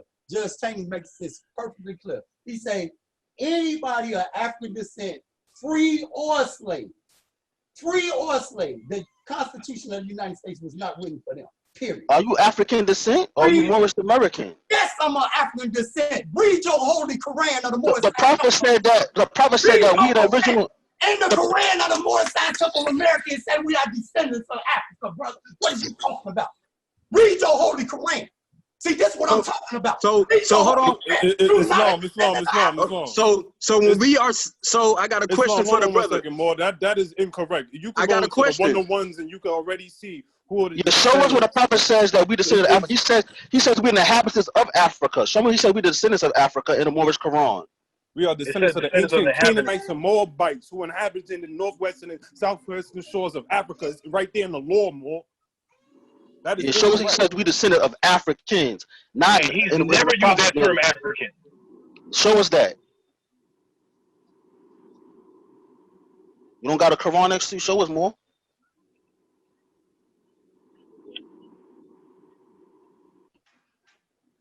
There you go. So while he's looking for that, one thing I want to point out as well is that you're now saying that you acknowledge that the United States of America is a legitimate government, and by making that statement, you're saying that you just created a brand new United States of America republic. Oh, it's not even the real. No. Let me say this. I'm just saying, based on your own words, you said that you recognize the United States of America republic. Y'all just created the incorporation in the 2000s in Arizona. We could pull up the website and show it. Y'all just made it in y'all lifetime. In the United States of America, the republic that the prophet references in the excerpt that I read, when he makes the League of the Nations, it states the United States of America, the republic. The Republic of the United States of America. So we acknowledging, all of us now, not just us, but y'all are acknowledging that the United States of America Republic is a legitimate government that existed since the American Revolutionary period, and y'all just made a brand new one. So let me say it like this. Wait. Let's see if your president they say that we descendants of Africans. And then y'all could address that part too. Let's see that, because he the one that came to establish the government again. Guess what? Y'all absolutely right. It did not say we descendants. We know you're right. And you inhabitants of Africa. It says you inhabitants of Africa. Okay, we're not arguing that. We're not arguing. Don't try to switch it. Don't try to switch it. No, we're not an African. But we're not. Trying to switch it. We is not African.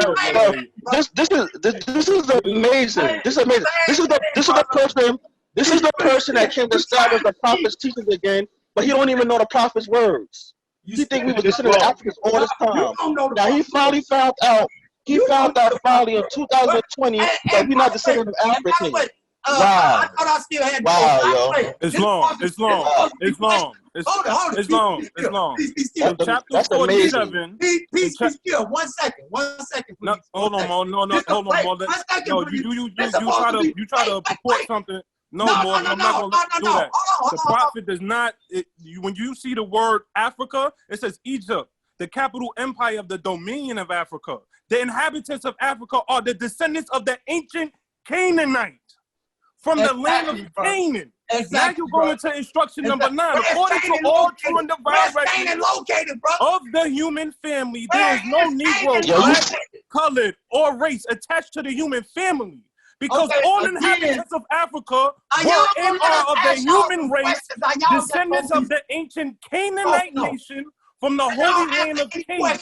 What your ancient forefathers were, you are today without doubt. Y'all ain't allowing us to ask y'all no questions. Why y'all not allowing us to ask y'all no questions? Let me say, you tried to say that the prophet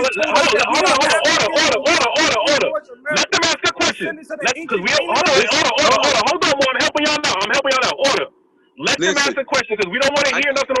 We don't want to get tagged on Facebook saying y'all didn't get a chance to ask questions. Y'all didn't get a chance to speak. And at this time, we have 18 minutes. So now, we ask questions. Y'all answer. Here's y'all chance now to ask the question. The floor is y'all. This is my question. This is my question. Acts 6 of the Divine Constitution and bylaws say the Moorish-American Temple of America is teaching nationality and divine creed. Show me where it say how you got your nationality back as a Moorish-American. How you got nationality as a Moorish-American? How? Who conferred that on you? Where you get that nationality from? When international law say it's only conferred by a state. Show me how you got that nationality that you claim to be Moorish-American. All right. Wait. Let's just say, all right. We're gonna say that, but can you admit that you was wrong? That the prophet never said we was. I'm not gonna admit that because it's clear as day. It say we are inhabitants. Yo, inhabitants is not descendants, more.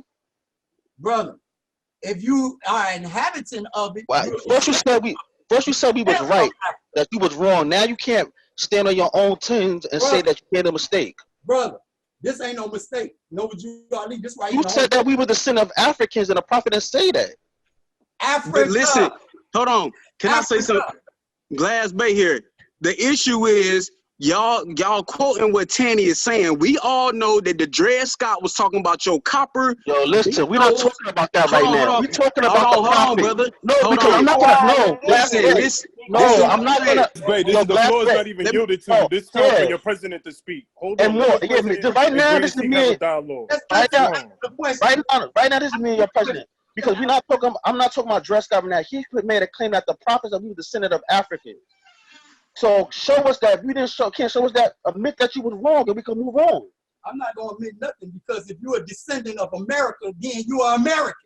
Wow. If you inhabit America and descend from the continent of America. Wow, now you were descendants of America?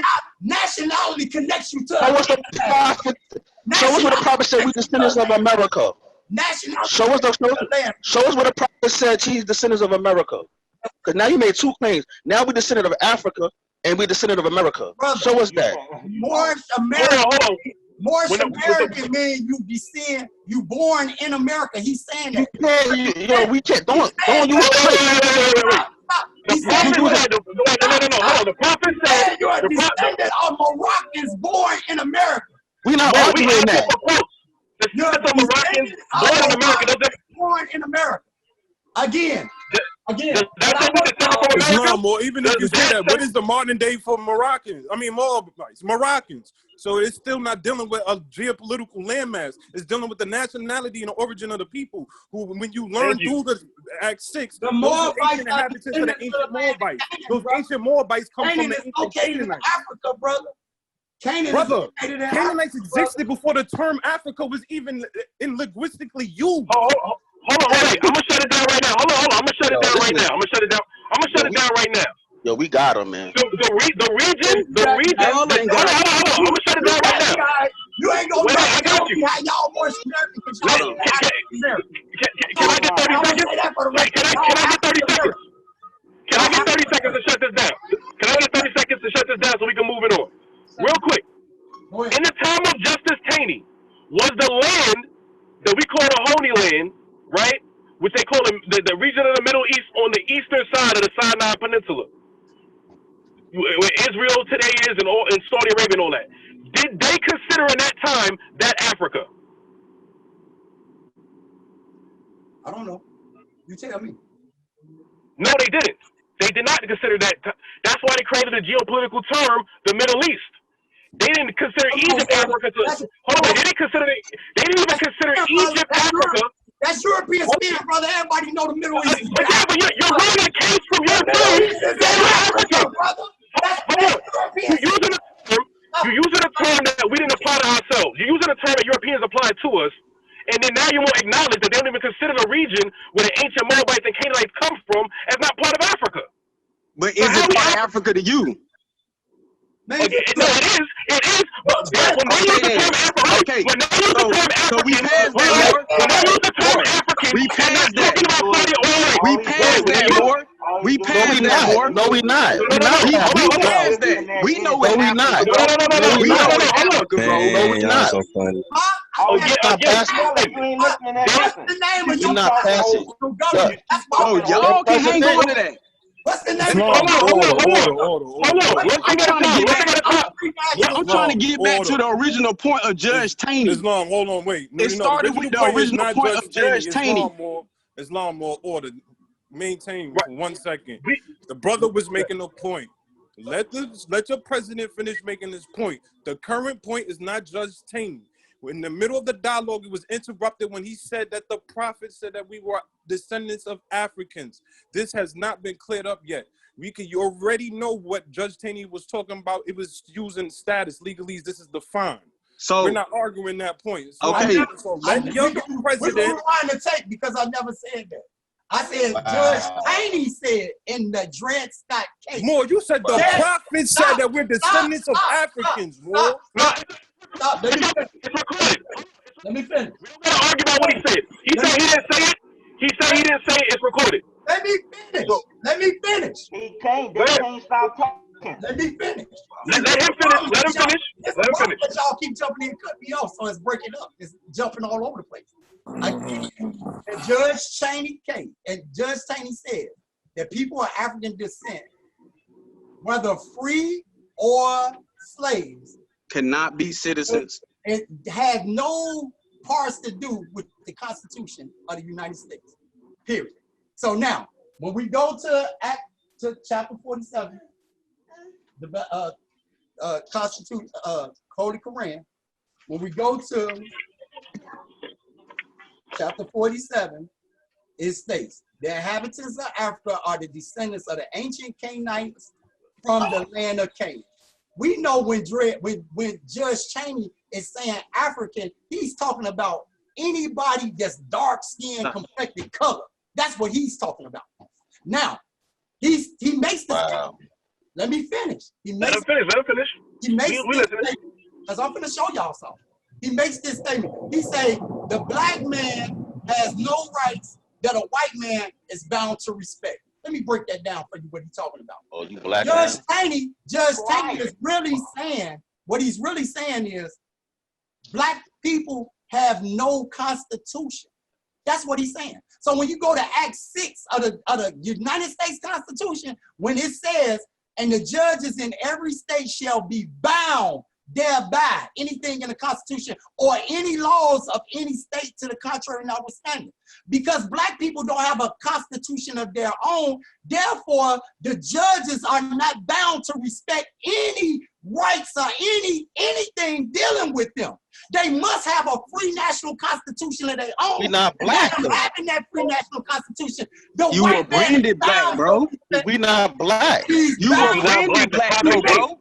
You missed it. All right, hold on. I yield the floor. Now the president, so the president just made a claim. He just made a claim, right? He says that, he's referencing black people. He's referencing Taney's.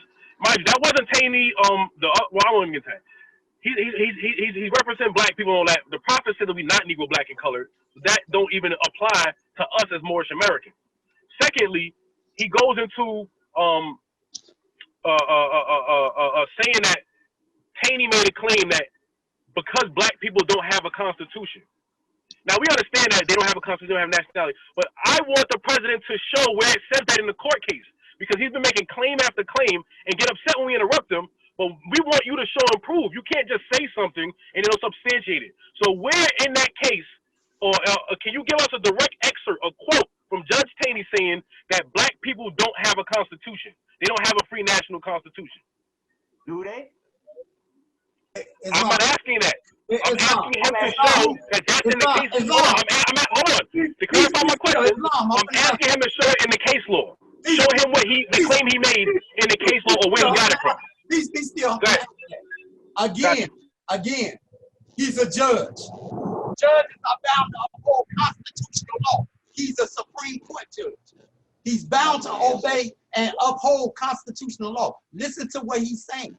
He used the word bound.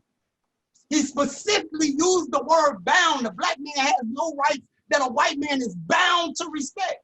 If we only go to Article 6 of the United States Constitution, you know what the hell he's talking about. Only an idiot can't put that two and two together. So in other words, he didn't make the claim directly. You're inserting those words based on your interpretation. No, that's no. Hold on. I'm asking the president. Let him speak for himself. Yeah. See, you saying no, he's saying yes. Yeah, I'm basing that on the interpretation of the statement that he made. They're not even on the same. They're not even on the same page. Along with Article 6 of the United States Constitution, where it's about the judges. They say two different things. Brother, can I finish talking? How many times you gonna keep? What Can't stop talking. God damn. I'm trying my best to have a. Please don't use the profanity. I'm sorry. I know you're getting frustrated. Please don't use the profanity. But continue. I'm sorry about that. Can we act like Moors though for real and get a real dialogue going? Please continue. Please continue. And I swear on everything, we gonna yield the flow to y'all when we finish talking. Y'all can yield the flow back to us. That's how we need to operate this. I really don't want to talk over y'all because I really love y'all and I see y'all operating. But again, for us to really understand and get on the right page, the first thing we got to start off is with the United States Constitution, real simple. Knowing that it is a contract, according to Hoover, a certain case where they explaining what the United States government is. If we understand that the United States federal government is really, it's almost like this is what's going on. The United States government is like the Teamsters Union. All of the states are like individual trucking companies. All of the states are part of the union with the federal government. We being the people that we are, whose country it is, just like in Japan, only the Japanese people are the national citizens of Japan, et cetera, with the Chinese, any race or nation of people that you name. They are the national citizens in their land. In this land, Moorish-Americans are the national citizens. The United States government only deals with immigrants. When you go to, if you go to their immigration office, they will tell you this. They only deal with immigrants. Moorish-Americans are not immigrants. Therefore, what the United States government does, they're sitting in a seat as trustees because we abandon our seats. We abandon our seats in our government. And they've been running the government and doing everything they're supposed to be doing, et cetera, according to the prophecies, not just of Prophet Noah Ali, but other ancestors of ours before them that could prophesize and see what the future held. Again, this shouldn't be a hard thing because all we got to do is we got to identify who are the parties to the contract of the United States Constitution. That's all that need to be done. When we determine who the parties to the contract is, we can start talking like Moors and coming up with real solutions about what we're talking about. There's no need for us to be arguing and fighting each other about this and that and that and that. No, what we need to be doing is trying to figure out how to have a dialogue and get on the same page so we can move forward as one unified nation of Moorish-American people under free standards. Under free standards. So again, we can't be the United States government, but our flag red with a green 5-point Steiner Center because the United States government don't fly that flag for their country or their government. That's our flag that we fly for our government. Again, showing that it's a distinction in these two governments, what's going on. And again, you know, I love Amir, I love you too, yourself. I watched y'all for a long time. I don't argue about the 13th Amendment with the 20 sections. I think that's excellent. Y'all found that. I view that in a different way than y'all view it. Is it law? Yeah. Was it passed through the Congress the right way? Yeah. Was the one with 2 sections passed through the Congress the right way? No. But guess what I know, being who I am, where I grew up at? I see it differently than y'all. What I see is Lincoln put that 13th Amendment with them 20 sections in there, got all of the Southerners to sign it, and then switched it out on them and put in the Constitution, the 13th Amendment with the 2 sections, because the 13th Amendment with the 2 sections actually abolished slavery. The 13th Amendment with the 20 sections does not abolish slavery. When you read it, they're saying if all of the Southern states agree. The other thing is— Going into something different right now, more. That's a lot. Yeah, like Islam, you've been going for a little bit. Then we gotta go, and then Islam, we gotta rectify that, because and then we gotta. He was still talking. Yo, more. We're not gonna have the president talk. We have to allow him to talk without being able to respond. It's a lot of things he said, more. Like, we gotta address that, because he just said something that's not true about the 13 Amendment with 2 sections was never passed into law. Point of interest. If you gotta, so like, that's what it's like. It's a dialogue. We don't want to talk over each other, but it has to be like, we gotta have like a bill, because the president said a lot of things, and we gotta address those things. When you want the flow, just say point of interest. All y'all start talking. Because you know what we're doing? You don't understand the debate. Like, in the beginning, he got just for time, we got time. When you having a dialogue, it's going to be a back and forth. It's going to get a little bit, articles, like, it's going to be like that sometime in the debate, when you're going back and forth, you understand debates. If nobody can hear it's not going to be like in the beginning, more when a person has a time to speak and have a time to speak. The purpose of us having a back and forth is that we're gonna go through this. Now, I got a solution. We could do this.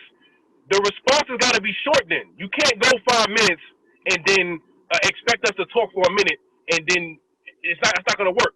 So if we could agree to a time frame, a minute, 2 minutes to speak, and then if we can have that dialogue, it could be a direct clash, and we don't have to wait minutes to hear the opposite view.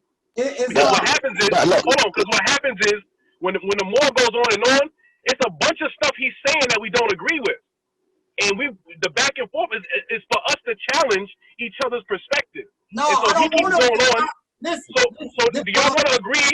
I'm about to wrap it up. Do y'all want to agree to a minute or 2 minutes or something of that variation, a minute and a half of talking, so that we can address exactly what we want to address, but still be able to go back and forth.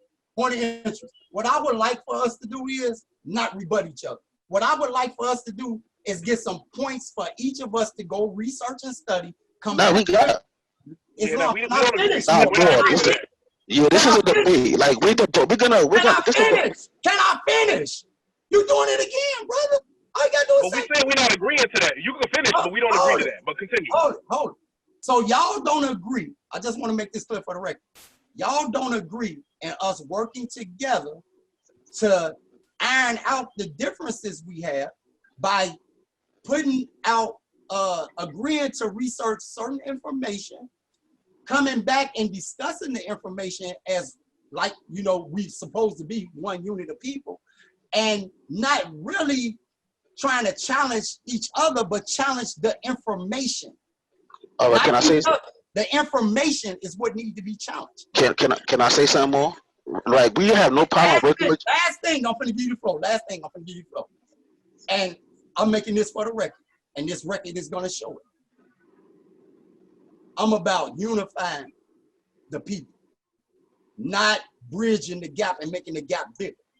When we have discussions, it should be on perpetuating us as a people. It should be on us trying to unify and come together and iron out the differences that we have and what you believe or what you think, your perception of it, what I think, my perception of it.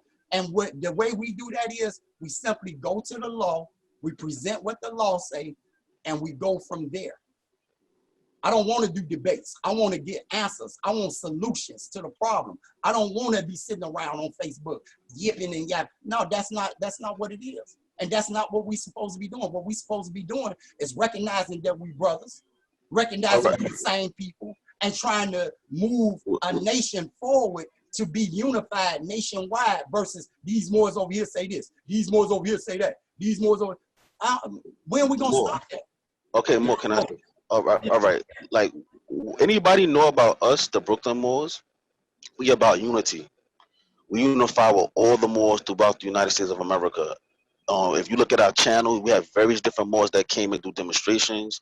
We don't agree with everyone don't agree with us, but we have a brotherhood, but various different Moors. So that's not the issue with us working together. But you agree to a debate. It's like I used to box. Me and Amir used to box. Now, me and Amir, we go and we spar with each other. We sparring. It's not, oh, wait a minute, you my brother right now in the middle of a sparring session. Like, we spar right now. After we spar, if he get the best, I get the best, we're gonna hug and then we're gonna go do what we do. But in the middle of that time when we in the ring sparring, we sparring at this moment. Right now, more you agree to a debate, we're gonna spar right now. Afterwards, we can hug.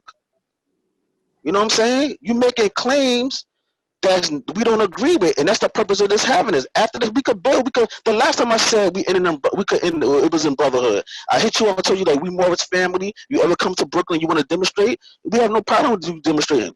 It was a Glass Bay and the other young brother that was going crazy on Facebook for mad weeks. The only one who was chilling out was your son. My name, brother. It was chilling out. I can't remember your name right now, brother. You ain't forgot. All right, whatever. And the older brothers with you, they was chilling out. But these brothers, they tagging me in everything. I'm like, yo, it's over with. And that's how we got to this point right now. But right now, Mo, we debating, we sparring right now, and after we could hug, and let's not tag each other on Facebook. Let's not do lives about each other. Like, let's just leave it alone. Like, I'm not saying we can't communicate on Facebook and stuff like that, but we don't have to make it how it was on there. Like, it was becoming real, like, hostile. So, you know, but we debating right now. And what we saying again, and I'm gonna state this, that if Moorish person was a father of the states or the original 13 colonies and was considered in a body of we are the people, how's the Constitution doesn't apply to Moors? That's what I want to know. We not arguing about Dred Scott. He had the brand on him, Negro, black, and colored. And if you have the brand, you don't have the rights of the country. I answer that. 20 inches. I answer that real fast because Moors got disenfranchised, brother. The prophet is teaching us that. The Moors got disenfranchised. That means you lost your government. That's what disenfranchised. They ain't talking about no right to vote. Disenfranchised means you lost your government. That's how it happened. All right, but when the prophet restored our nationality back to us, now we're able to apply to be free national citizens because we're no longer Negro, black, and colored. We're not descendants of Negro, black, and colored that can't be citizens. We're descendants of the Moors who are part of the body of we the people. 20 inches. If you was disenfranchised, you couldn't be part of we the people, brother. You was disenfranchised. Again, in order to line up to the United States Constitution, you must be a free national citizen, meaning as a people, you must have your own free national constitution. More. Did the prophet restore our nationality back to us as Moorish-Americans? You don't agree with that? No. I don't.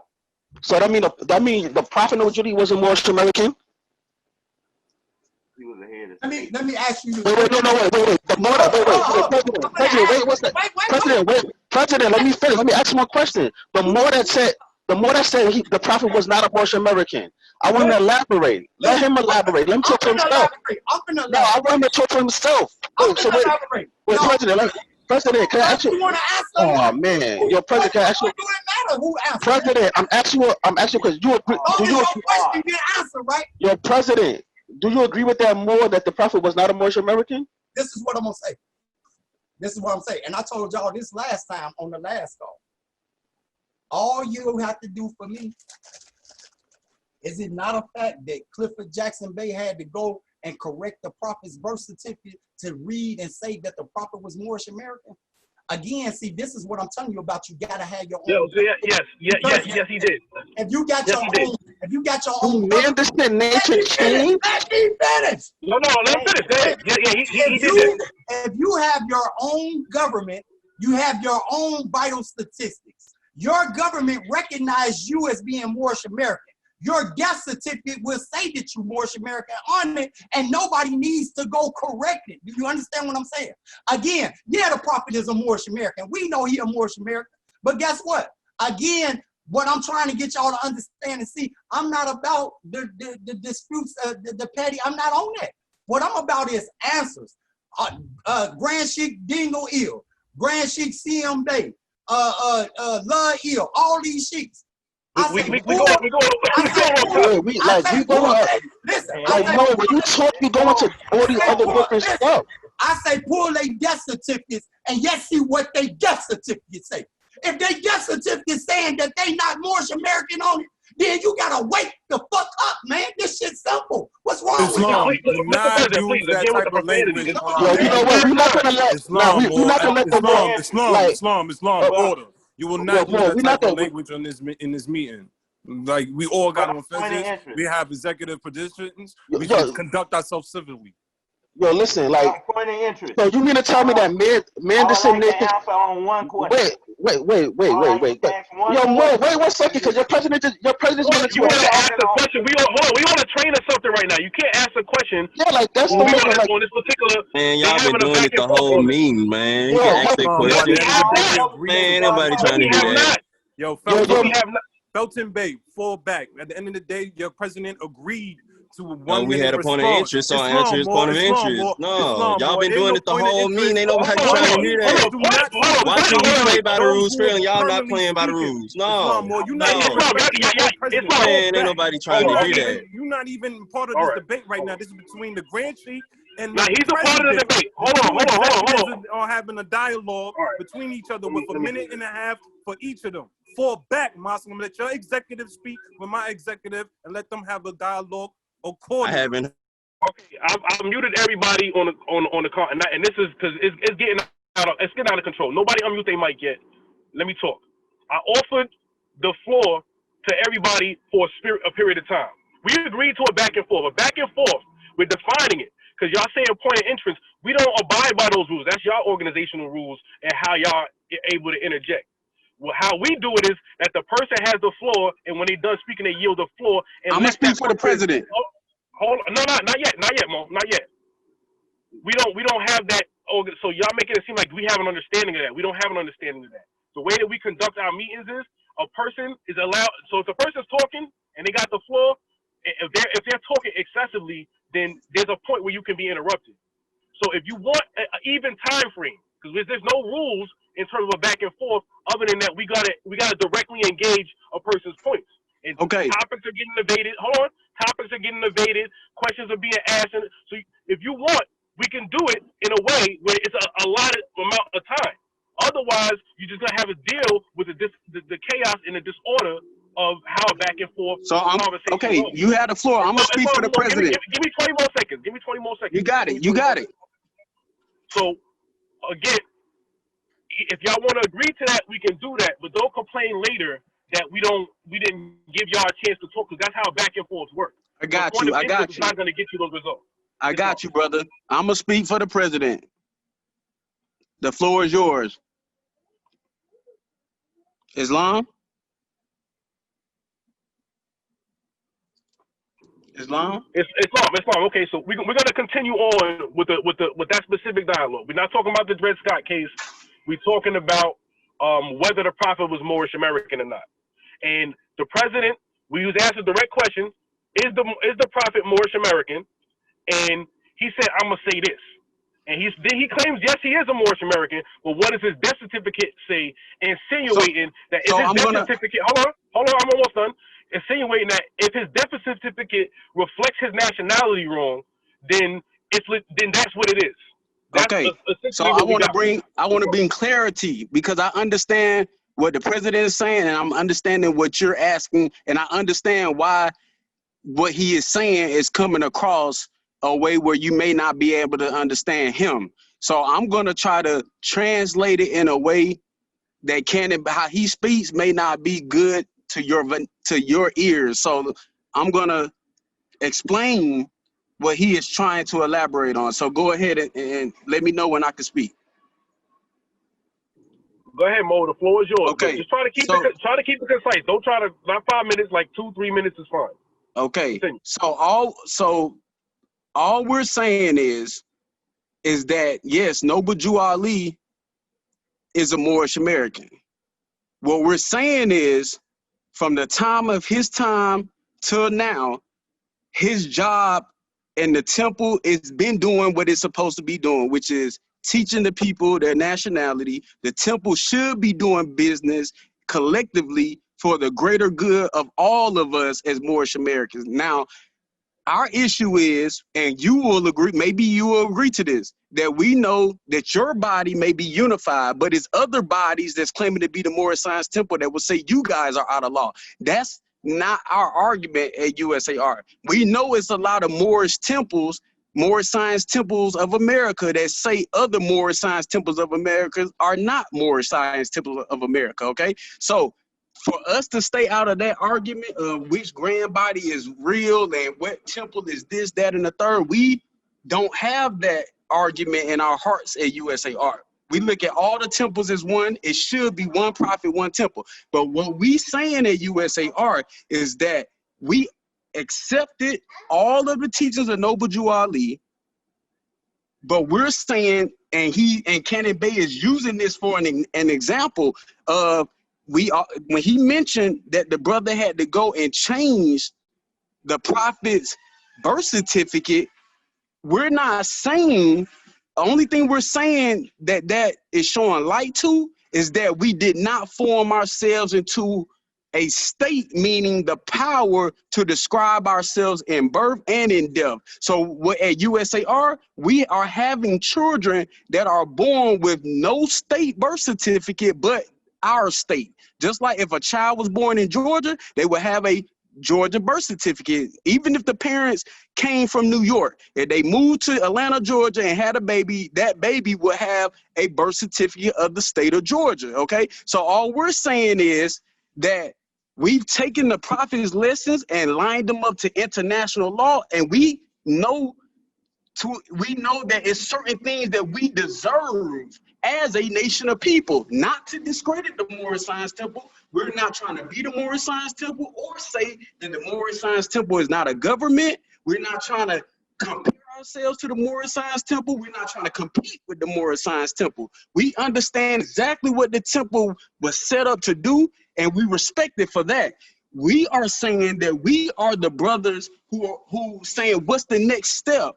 The next step for us to have power and to direct our destiny is we formed ourselves into a state so we can have the same status as the union states, Georgia, Florida, etc.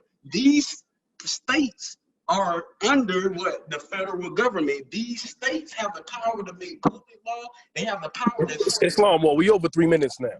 So the state has power to take life. So any of us as nationals, right now, if I break one of the public laws of the United States of America Republic, my government has the power to prosecute me under my public laws. What that does is allows me to not... And you saying stuff that have nothing to do with what we're talking about. Yeah, see, this was the problem and why we wanted to have the back and forth, because y'all go off on tangents. Yeah, like we're not talking about different bodies being divided. Like that's not none of the issue that we're talking about. Like you bringing about divided, this grand body, that grand body. We're not talking about nothing like that. I'm asking a question that y'all saying two different things. You saying you acknowledge the prophet as being a Moorish-American. Your president saying he's gonna say this, that he's a Moorish-American, but his death certificate said otherwise. When we know that the prophet said, man, the sin nature don't change unless your power supersede the Father God Allah. So it don't matter what the birth certificate said. He's still a Moorish-American, and we know through our demonstration that Grand Sheikh Tim Richards and Nigwa L corrected the records with state nation. It was the first to be recognized as a Moroccan in America with the federal government. Okay, we showed the numbers, so we can agree. Hold on. So wait, let me finish. Let me finish, Paul. Like, let me finish. My original question is that if 5 of the states out of the 13 colonies was Moors and was included in we the people, and the prophet restored our nationality to us, for us to proclaim our nationality, now we have the right to proclaim our nationality and be recognized as citizens because we're not descendants of Negro, blacks, and colors, or Africans. Those brands. We're Moorish-Americans, and in this jurist society, that identifies somebody as being white, and the Constitution was established for free white men, and that would include Moors, who was a part of we the people in at least five of the original 13 colonies. So what are y'all talking about? So all we're saying is the added right to all of this that the prophet left us. He gave us all of these things. So we have taken it to another level, and we have the law. Let me say more. Refute what I'm saying. Refute what I'm saying. Point of interest. Refute what I'm saying. Show me that I'm wrong. No, show me that I'm wrong, bro. Listen, bro. Wrong. A lot of things that you're saying, point of interest. I'm gonna say this to y'all brothers again. And this just me. This is what my take of listening to this conversation. We talking political. Y'all talking religion. This why we really not seeing eye to eye. Talking what? We not. Y'all listen. What religious thing are we talking about? Yeah, like you say we talk religious. What religious thing are you talking about? Okay, let me ask you. He the only one that read out the Bible. Well, we religious, but he read out the Bible. This questions and answers. Has nationality conferred? That's my question to y'all. The prophet say you lost it. How do you regain it? How do you get your nationality back? All right. Can I answer that? Yes. Can I answer that? Yes, please. All right. So it's quite simple. And this is dealing with the history of the Moorish movement. The Moorish movement was founded under the Canaanite Temple in 1913. It wasn't until 1928 that he incorporated under the laws of Illinois that he made us a theocracy, a religious government. And again, within that law, it made us a body politic, gave us the capacity to create our own laws and regulate our own society of people within the construct of the constitutional government of the United States of America. And so the prophet getting his authority from the Quran of Mecca, which is outside of the jurisdiction of Christianity. That's why he did that politically. That's a political move right there. In the same way that the Vatican is a city-state and it has the ability to confer nationality. The Vatican is religious, but you keep saying religious, but they got passports. They got a country code. They got a city-state within the geographical region of Italy. They have an agreement with the government of Italy to have their whatever sovereignty that they're allotted based on that contract, which is known as Lateran Treaty. So the prophet, through that incorporation, gave us authority, and those charters have authority if they're incorporated properly. Okay, and so has nationality conferred? Because that don't answer the question of how nationality is conferred. You don't know. Nationality is conferred through your government. And it's conferred through your government and through, firstly, and again, I'm glad you asked that question, because every government has a registry. Like you could look at the Bible and look at chapter Nehemiah 7, and you'll see that the Israelites, they was in captivity in Babylon, and they registered themselves according to their genealogy, reflecting their national descent, even in captivity.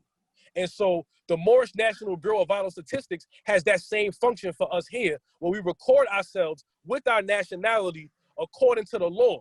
And so when you talked about birth certificates, for example, we don't issue birth certificates. What we issue is certificates of live birth. To distinguish us from 14th Amendment citizens, we get birth certificates that's issued from our organization. So our documents, our certificate of registration, our oath of amnesty and reconstruction, all these documents we utilize when we go to all state agencies. So we have Moors that could personally tell you that they had slave names and got their name annexed to, like on their driver's license, for example, or various different agencies, that they will recognize, not through documents issued by state of New York, not through documents issued by any of these states or the government of the United States of America, but documents issued through the temple. Okay, my next question is this. Okay, now this is just going off what you just said. Can y'all bring y'all charter up on the screen so we can see your charter, and where your charter say y'all got power and authority to issue birth certificates? Where do y'all derive the power to issue birth certificates? I think that's a better way to ask the question. Can you show us where y'all derive? It's in the resurrection book with the who got the resurrection book where they talk about the certificate, the baptismal records on the Grand Dingle L. Well, is my record showing here? I need y'all to show me in law, not a book written by somebody. In law, where it says you got power and authority to issue birth certificates, because if you got a charter, your charter will indicate the power you have to issue birth certificates. Can y'all show? I got you. Even without that, I got you. It's in the Articles of Incorporation. That's based on the Religious Corporation Act. No, we're not gonna put our Articles of Incorporation. Can you tell me where in that you get that from? Articles will reference them to our baptismal record. And the history behind it is in the Resurrection book by Timothy L. Again, can you point me to a law? The reference. He's gonna read the reference in law from that excerpt. I don't got the book in front of me. Who got the book where they talk about the baptismal record? Man, I'm in transit myself. I don't know if I had a book. Sheikh Sadiq, you here? It's not allotted. I could pull up on my screen. I want to read it along with you. Because Grant C. Timothy Richardson and Dingle L. They established the Moorish-American Bureau of Statistics, where they able to create baptismal records to correct the records of state and nation. That's why we got the Can you just we could get the answer for this real simple then. Can you show me the law establishing the vital statistics office that you're talking about? Okay. Show me the law. It's long. That authorizes that. I got something else too. Where the vital statistics office derive its power and authority. The vital statistics. Oh yeah, that's in the Resurrection. That's easy too. Yeah. Go ahead. Where is that located? Muhammad, you about to say something? It's long. It's located where? I didn't hear where it was. As we stated, it's in the Resurrection, but I'm going to read excerpts from the Resurrection, in which it states the laws of which. You got. Do you have the Resurrection book? Yeah, I got the book too. I got that. No, Muhammad, just read it, man. Like, yeah, give him the page and give him the page number you read. Pages 28 and 29. Okay. Tell Juarez and his headquarters all proof of the people being Moorish-Americans. We showed the major form 1099 and the 6 acts of the law inside. The major said, "This is it. Leave it with me, and I will run into Chicago and get the attachments." We told the major we had no orders to leave the book. Our authority form 1099. Then you read on page 29 as it continues. This headquarters do not know how to make the change on how to change the slave to a man. The major said, "What form you use?" We presented the form we used, which was form old age account number 7003, Federal Security Agent. The major looked at the form and said, "The government changed your name?" We sent the information to the major, and in reply, we received a communication from General Hershey, Assistant Director. In later years, a file number 1-17 was from the Civilian Aid Office on the subject. For the security reasons for the documents enclosed in this pamphlet will not be printed in the pamphlet for public use. So as you can see, it was through the federal government, through the executive issues recorded through Form 1917, issued through Form Old Age Account number 7003. Okay, and that form say that you can gives you power and authority to issue birth certificates. That form do. That form gave us the right to correct our records with states, and nations. So anything that had us labeled as Negro, Black, and color, through that form, we able to correct it to being reflecting us as being Moorish-Americans. This is not no secret. Everybody, you study it. We went through this the last time. Richard Dingle L corrected his records with the government. It was first to be recognized as a Moorish-American and Moroccan, and that we follow. Can I finish? And we follow his. Boy, he just got through reading the whole thing. And we follow his example. And we follow his example.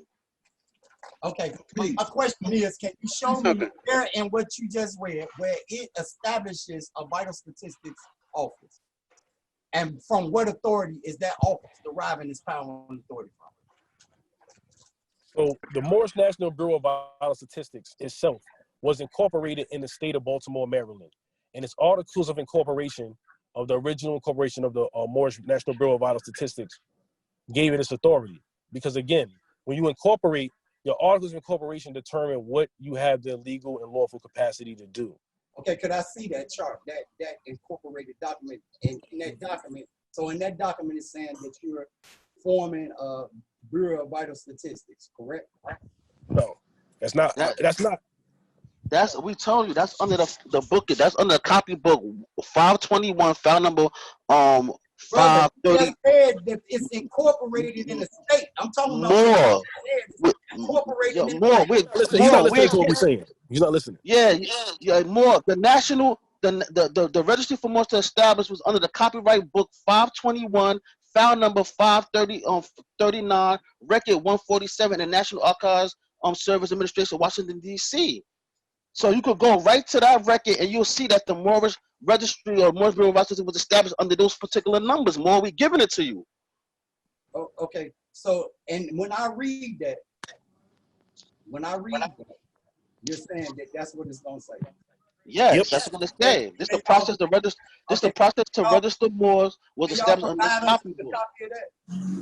More, look. You said for us to do our research. Y'all do your research. Well, we gave you the numbers. Gotta look for it if you got it. You just said you want to do the research. Do the research. We giving you the numbers, more. Give me the document. Just give me the document. More is established under copybook 521, file number 5-39, record group 147, the National Archives General. I'm familiar with what you're talking about. Do you? All right, that's where. I've looked for that before. I never could find it. I've looked high and low. I never could find an original copy of that anywhere. If you got an original copy of it, can y'all provide that to the rest of the nation so the rest of the nation can see this document that you keep? More. It's long. Hold on, wait. He gave you the answer. I'm in my car. What? We on the move. A lot of us is doing stuff simultaneously. I ain't saying today. I'm just saying, can y'all provide us a copy of that? Nah, you could do it yourself. Aren't you an intelligent researcher? Why we got to do that for you? Oh man, that's Listen.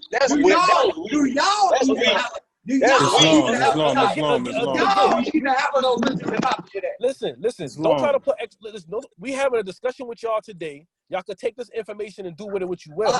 I got that file number, the Secretary of Defense file, and all that. Now, it's my understanding that that particular file is talking about in 1940 something at the United Nations or the League of Nations. What they determined was that Muslim law is a totally separate, autonomous law than Christian law. It has nothing in it talking about no birth certificate or no vital statistics office, none of that. What I read is they're talking about that Muslim law is a totally separate, autonomous law than Christian law. That's what it is. It had nothing to do with United Nations. That's what that file contains. It had nothing to do. You got it set. Again, it had nothing to do. Something different. It got nothing to do with United Nations. It got nothing to do with United Nations. I said the League of Nations, bro. It had nothing to do with That's the original name of the United Nations. It had nothing to do with that. Dingle brothers, the Grand Sheik, Timothy and Richardson Dingwell, they never had any put that file number in the. Can somebody put that file number in the I'm finna look it up right now. I got all that. He got all that. I got all that. Secretary of Defense file 5 through 39, Department of Justice file 1 through 17. I got all of that, bro. I got it. But I don't have. What I don't have is an actual copy of those files. There is he just read some numbers that said Justice Department. When he read to you had nothing to do with the Justice Department. It's hold on. Y'all want the information. Your president doesn't have the correct. He doesn't even have the correct thing you just read. That's not law. Again, he doesn't even have the correct thing that we just read. He's talking about the I'm asking y'all. You know what he's doing? He read it to you already. Now you saying and you give us a copy so we can read it ourselves. What's the problem? It's long. You're not gonna get it in this moment, though. It has nothing to do with I ain't asking for it in this moment. I'm saying, can y'all at any time in the future? All right, so no, we're not gonna. We're not gonna agree to that. He's getting the topic. We gave you the information, but everything we. It's long. He's still. Hey, I'm out of here. I'm gonna holler at y'all later. Everything we say, we got. Anytime I talk to some Moors and they don't want to give up information they got, I bet if I ask for a copy of that, we gave you the information. It's public record. It's in the book. It's in the National Archive. It's public record. National Archives, not the Justice Department. Peace and love. I'm gone, y'all. I'm gone. Well, you can run away if you want. It's all good. No, I ain't running. That's called running. Because we don't want to commit after the debate. I just don't have time to deal with Moors that say they got a copy of something, and then they don't want to give a copy of it to their brother. That's all. We already listen, Mo. The debate. Mo, there's a copy of it in the book. So anyway, if you want to run away now, Mo, I can't find the book. I can't find the book. Do you got a copy of it? I can't find the book. I'm supposed to be open and share the information if y'all right. We searched number 5-39, record group number 147. I did Freedom of Information Acts. I did all kind of shit. Yo, Mo, no, you did it. Mo, you did. Wait, hold on a second. Mo, you just said You read a file number, said Justice Department. We read it repeatedly, telling you it's in the National Archives. So you didn't do the research. You say, oh, I can't find it. I did the research. I did it, but you're reading the wrong numbers that we just repeated several times. And when it goes up on YouTube, it's gonna be shown that we said that it's at record group 147 in the National Archives. You know, not the Justice Department. He looking at Justice Department. Yo, Moore, he looking at that other person's stuff. That's what I'm saying. I don't want to say their name. Listening to us. He looking at their stuff. The research, and that's what you get confused with. Burden on us. Yeah, he looking at something. Yeah, he looking at the other Moore stuff that got that on there. We know what he's talking about, but that's not the Grand Street Richard Nigga L. Let me pull up what I looking got. at somebody else's stuff. I'm gonna pull it up. We know we're not gonna say that more names. I'm gonna pull it up and read what I got. I'm gonna pull it up. Well, you pull up and read what you got, but it has nothing to do with the United Nations. So that's what I'm saying. I'm just gonna read what I got. Well, read what you got. Read what you got. But read the title first, because if you read what you got and it's not what we just said, then you wasting your time. Or you wasting our time. I say I'm just gonna read what I got. I don't know what you have. Well, I'm gonna show it. We'll sit patiently, and then if you don't have the right record, you know, I hope the Moore was listening, because he said he's gonna look it up right now. Can you read it to him? Well, actually, no. We're gonna wait for the president to read the record. Let's see what he got first. You reading the other Moore stuff.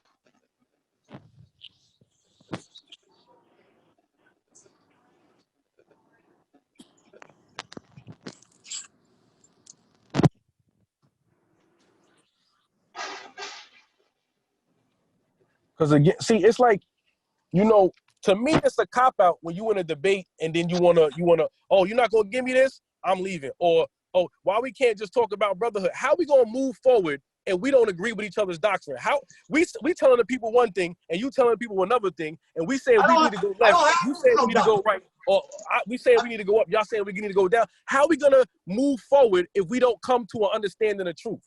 I don't have no doctrine. Yes, you do. A person with a doctrine means you indoctrinated.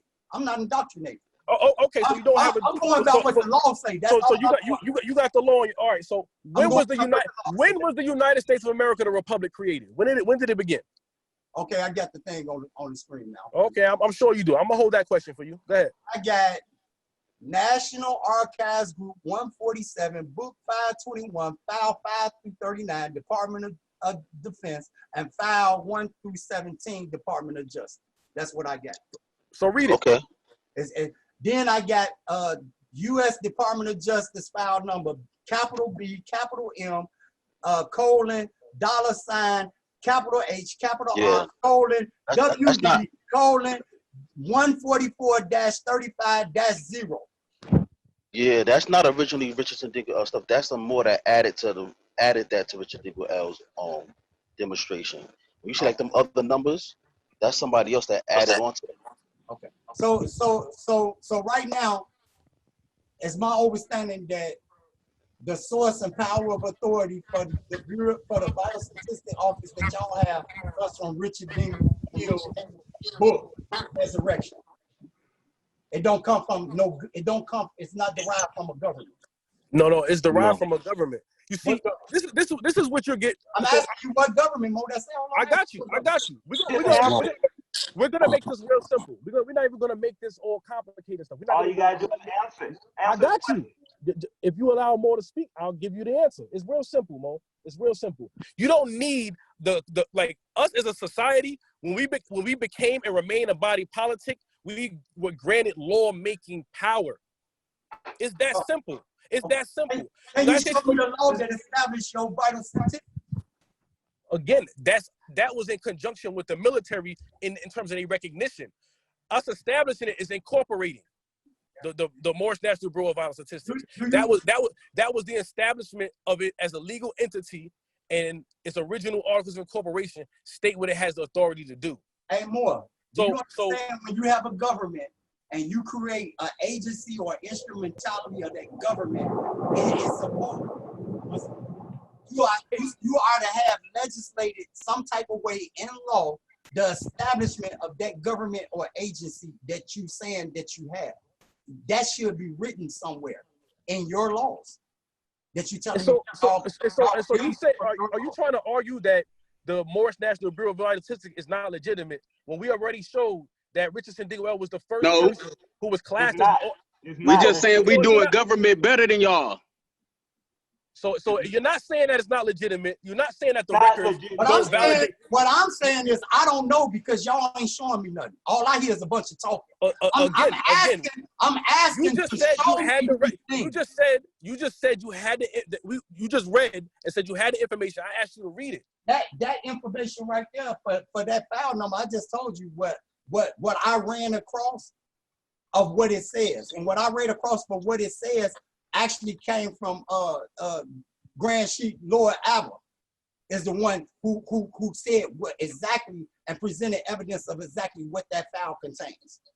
I have never, and I said it before, I have never, even after hearing him say what it contains, I have never been able to get a copy from the Secretary of Defense, from the United States Department of State. I have never been able to get a certified copy from neither. Did you ever call the National Archives and try to get that record from them? I did a Freedom of Information Act to try to get it. Did you ever call the National Archives and try to get the information from them? I mean, if it says National Archives General Service Administration, one would think that would be the first place we would contact to get those records. I tell you what, I guarantee you what I do is tomorrow morning, that's the first thing I'm gonna do.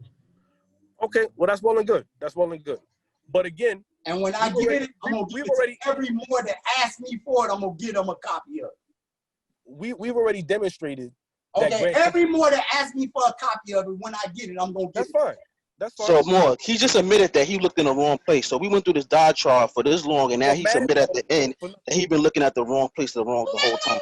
No, you say that. I said I couldn't never do it. I said I did a Freedom of You just said that you didn't look to the National Archives. Everywhere for it, I couldn't find it. So everywhere I looked just wasn't the right place. All right then. So now, and that's my point. You've been looking in the wrong place the whole time. So we went through this whole thing. All this time. I got you. Hey, I get it now. I get you stuff now. Hey, you stuff. I'm wrong, bro. Thank you, Mo. That's what I want you to hear. That's what I want to hear. It's a debate. Yep. Hey, I'm wrong. Hey, I'm wrong. Thank you, Mo. You happy Thank now? you. Yeah, I'm happy, Mo. Thank you. Can you admit that guess what? You still ain't told me the name of your the Constitution of your free national government. What's the name of it? What's the name of your free national government? The Constitution of the United States of America, the Republic. Okay, you do understand.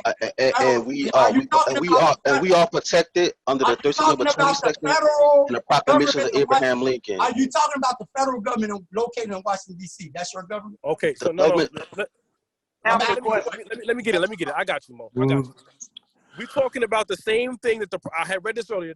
The same government that the prophet's talking about, and prophet makes a plea to the nation, where he says, that's why I'm calling on all true national citizens to help me morally and financially. Well, that's not the part right there. Excuse me. The sentence before that. He said, "It's the great God Allah alone that guides the destiny of this divine and national movement. I know all true American citizens are identified by national descent names to answer and apply to the free national constitution of this free national republic of the United States of America." That's the Constitution, the free national constitution we're talking about. The same one as the Prophet Noble Drew Ali. But those Europeans were English at first.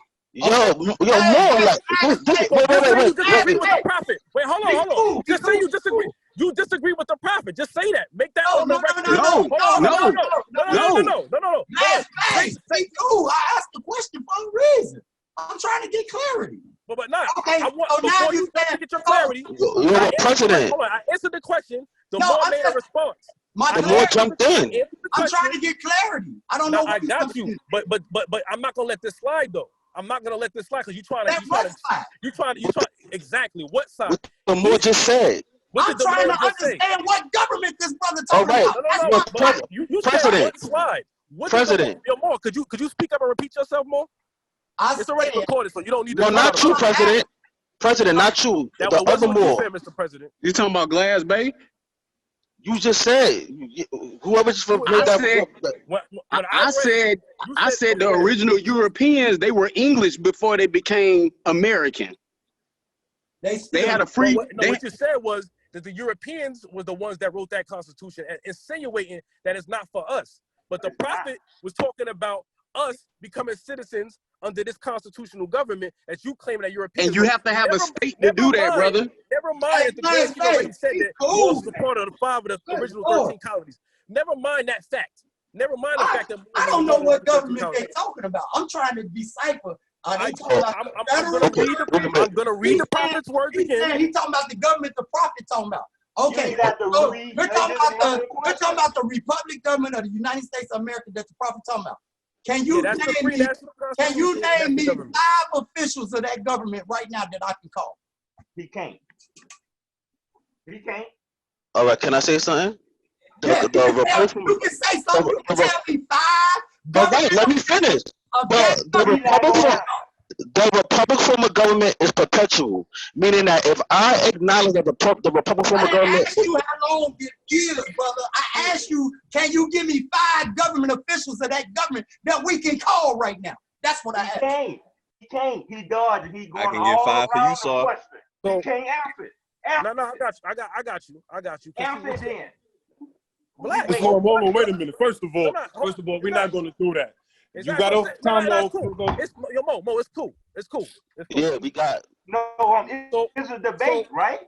Yeah, we got the sheet. I just said you cool. Let them answer, please. Don't interrupt. Let them answer, please. We try to keep it civil. Let them answer. The brother say he got it. No, if you want to style and say a little slide words, that's fine. But the record gonna reflect who demonstrated what. So real simple. You trying to insinuate just because they operating under a de facto form that the de jure doesn't exist. And this is what my Grand Sheik is trying to get into. That's not what I'm saying. That's not what I'm saying. Why you cut him off and let us finish? You're trying to set up a situation. So no, I'm not. I got you, Mo. I'm gonna take it away from you before you even get a chance to throw it. Go ahead. Whether or not any representatives that hold office in this government have a legitimate position in terms of that republic that the prophet is talking about.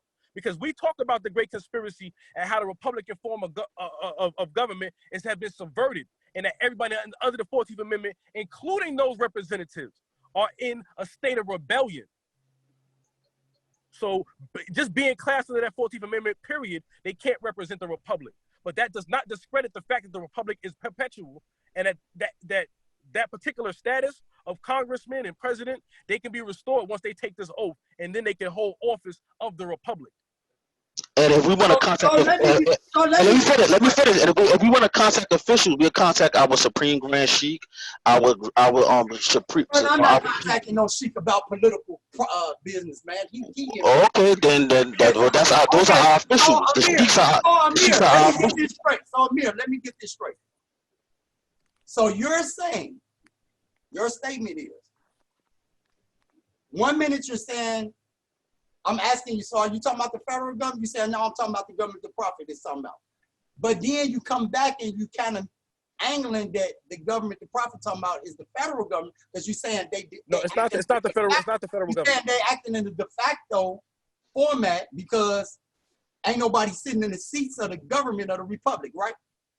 Okay, so let me be clear. And you said the president. Wait, hold on, you misquoted me. And then you misquoted me though. I'm saying you're going right, and I'm telling you misquoting me. Okay, could you state it again, please? And if Yusef don't jump in, I could quote you right. Go ahead. I'm not saying that this is the federal government. You see, a national government is the entire government. The federal government does not constitute the entire government. Exactly. The entire government consists of, the national government is what we're talking about. Yes. That's why it says, if you listen to the excerpt that I read, it says, the free national constitution of this free national republic of the United States of America. So that's the national. Hold on. I want to be clear. That's the national government that we're talking about. Okay. So now can you give me 5 government officials? I got you. The federal government is one part of the national government. The state governments, all the individual state governments, are part of the national government, and the citizens thereof are a part of the national government. Name. Now you. I'm sorry. Did you had something you wanted to ask? Now the individual states are in. You just said individual states, meaning not nationwide in scope.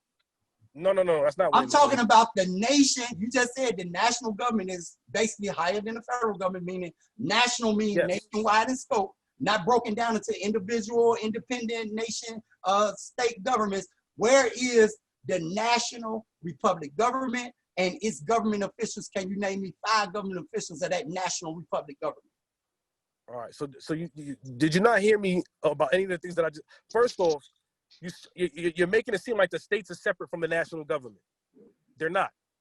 That's what I'm saying. That they're part of the national government, as is the federal government, as is the citizens of the United States of America, the government. No. Okay. Well, okay. So the state government. The state governments are union state governments. Union state governments, meaning they're in a contract or compact with the federal government. And that's where they derive their power from, directly from the federal government. And each of these states in America that you're calling the republic government got their charters from the Queen of England. They got colonial charters. Colonial charters.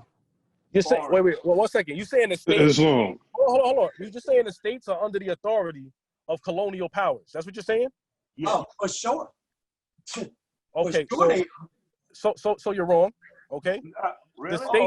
The states, the American Revolution was fought over declaring their independence from those colonial powers. Those colonial powers. Hold on. The quick American history lesson. I'm just saying. Powers, so you saying they won? No, I didn't say they won. No, you talk in terms of the states. The United States of America obviously won their independence. Yes, they did. Okay. That's what. So if they won their independence, and what year that was? They won their independence.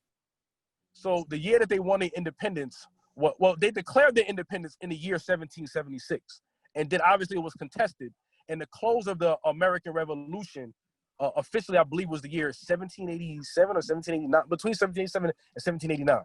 That was the official close of the war, and the United States of America then became an independent nation, of which those states that were once colonies, colonial powers, colonies, they were no longer colonies now. They were states. And then they became part of the union known as the United States of America. That became the national government for those states. So and you got the Paris became subordinate to those. So you got the Paris Friendship Treaty where the king is saying he's the Prince of America. And then you also got the war of 1812 when the British came back over here, burnt the White House down, which was in Pennsylvania, Philadelphia, and rebuilt it in Washington, D.C., and also burnt down the library. And they got a big picture in the White House of the British getting back on their ships with their guns. How do they have independence? How? So you're basically using events. It's a very weak argument. That's what you're using. You're using events. You're using events too, ain't you? But the way that you determine what a nation is through its law. So the states are not going by, they don't utilize the authority of the colonial charters. They use the authority of their state constitutions. And why do they state constitutions have the authority? Because the people have elected government officials the people whose sovereignty, who had individual sovereignty, that's how it was conceived in this new world that they quote unquote that they call when they formed the United States of America, with the addition of Moors and their influence on the forming of the United States of America, being part of 5 of the original 13 colonies. They created what's called the Constitution. The Constitution was voted on, it was passed through legislation, and that's where that state derives its authority, not colonial constitutions as you're insinuating. Where your I didn't say colonial constitution. I said colonial charters. They have a charter. But nonetheless, the state's authority is not derived from a colonial charter. It's derived from its state constitution, where they get its authority from the people who elected the officials that passed that into law. Its state's constitution is not its charter. Its state constitution is its constitution. You got a charter and you got a constitution. I didn't say that the state's charter was the constitution. Listen to me clearly, Mo. I said it derives its authority not from a charter, but from the constitution of its state. Does not. Not. So we're gonna have to start. The constitution of the state secures their God-given rights. The power the state got comes from the charter issued by the Queen of England to them to have to be a state. They got a charter issued by the Queen. Islam? Show that real quick. Islam, I have a question. I have a question. The federal Excuse me, I have a government is question. a British colony. Islam, I have a question. I have a question for the president. If somebody gets charged with capital murder, can the Queen of England pardon them? Can the Queen of England pardon them? Can the United States pardon them? Yes. No, can the United States federal government pardon them? Yes, he can. Yes, they No, can. they cannot. Hold on. All right, fact check right now. No, hold on. We're not gonna go back and forth. We're gonna fact check, and we're gonna say exactly in the law where I got a court case. I got a court case. I gotta go find it. This German citizen got found guilty of murder in the state of Texas. The German government is against death penalties. The German government contacted the federal government and told them, we got a treaty with y'all. They cannot execute him. Y'all need to return him back to Germany. The state of Texas told the federal government, we don't have no treaty with them. And they executed him. So more. You're conflating issues right now. Hold on, wait. When you look at Article 6 of the Constitution, treaties are the supreme law of the land. And the federal government got the power to pardon. So that's the federal government got the power. It does. And I'm gonna prove it. Why does man lose his life? Why you not let him talk? I just told you why, Mo. Why? All right, you got to give me two constitutional amendments two constitutional articles that I have to go through to answer your question. So you have to be patient to get this answer. You got the flow, Mo. So we're going to look at, I'm going to share my screen on this, man. I'm going to share my screen on this because we're going to make this real clear. I need to go try to find that case. I'm going to pull that case up. Yeah, and then give us the case because we're gonna look at it. Yeah. All right, I'm sharing my screen now. 2, 1. All right, my screen should be sharing. All right, so you see the Constitution of the United States of America. We're gonna look at the Supremacy Clause. I'm gonna read it real quick. All debts, contracts, and engagements entered into before the adoption of this Constitution shall be as valid against the United States under this Constitution as under the Confederation. So any contracts the United States engaged in even before the adoption of the Constitution, is part of the supreme law. Let's see what else is. This Constitution and the laws of the United States which shall be made in pursuance thereof. When you look up the term pursuance in terms of law, in pursuance thereof, that terminology means that it has to be made in continuity. It can't be a law that conflicts. So any laws the Congress passed has to be in pursuance thereof. It has to be in continuity. That's another type of law. And all treaties made or which shall be made under the authority of the United States shall be the what? The supreme law of the land. So that's why he didn't get executed, because the treaty that they have prevented the execution, because this is part of the supreme law of the land. But that does not mean that the United States does not have the authority to pardon the murderer. So let's see where that authority is derived from. We're going to look at Article 2, Section 2, Clause 1.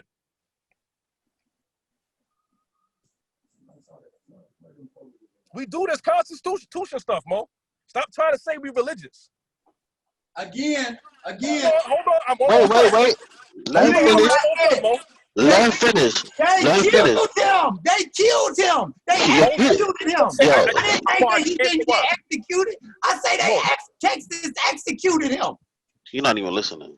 You're not listening. He said, okay, so I got you. So you saying that it worked in reverse. They claim that they didn't have a treaty with them? That's what you're saying? And then they executed the United States, let me say it again. The United States got a treaty with Germany that if a German citizen get found guilty of a crime here in America, that he can't get the death penalty, and all they can do is force him, return him back to Germany, and he can never come to America again. That's in the treaty that they got with Germany. The state of Texas told the United States government, Muhammad, look that up. We don't have no treaty with Germany. You got a treaty with Germany, and they executed them. All right, and so we're gonna need that case law because we're gonna look it up right after. But what I just read. And I got one more example. More, that's what you do. I had said before I started, I got to go through 2 constitutional articles. I said that. You agreed to it. Go ahead. Now, before I go into the second article, because you responded before I got to finish, can you give us that case law I'm looking for the case right now. I'm looking for Okay, my. because you're making a claim. You're making a claim, but we can't even look at it. I'm finna find my folders. Well, the claims I'm making is on the screen right now. So They it says. can't enter into treaty relationships. So Article 2. Let me see. Article 2. This is Article 2. I need to get to Section 2. Am I in Section? I'm already in Section 2. It's Article 2, Section 2. So when we look at Article 2, Section 2, is it Clause 1? I'm sorry. So case impeachment. We're looking for pardon. It's got the highlight right here. Commander-in-Chief. Article 2, Section 2, Clause 1. Pardon power. Article 2, Section 2, Clause 1. So let's just read this real quick. The president shall be the commander-in-chief of the Army and Navy and of the military of the several states. When called into actual service of the United States, he may require the opinion and writing of principal officers, each of the department, upon subject relating to the duties of their respective offices. And he shall have power to grant reprieves and pardons for offenses against the United States, except in case of impeachment. So the president can pardon, but let me be specific. Because I'm a constitutionalist. Let me be specific. He can pardon for federal crimes.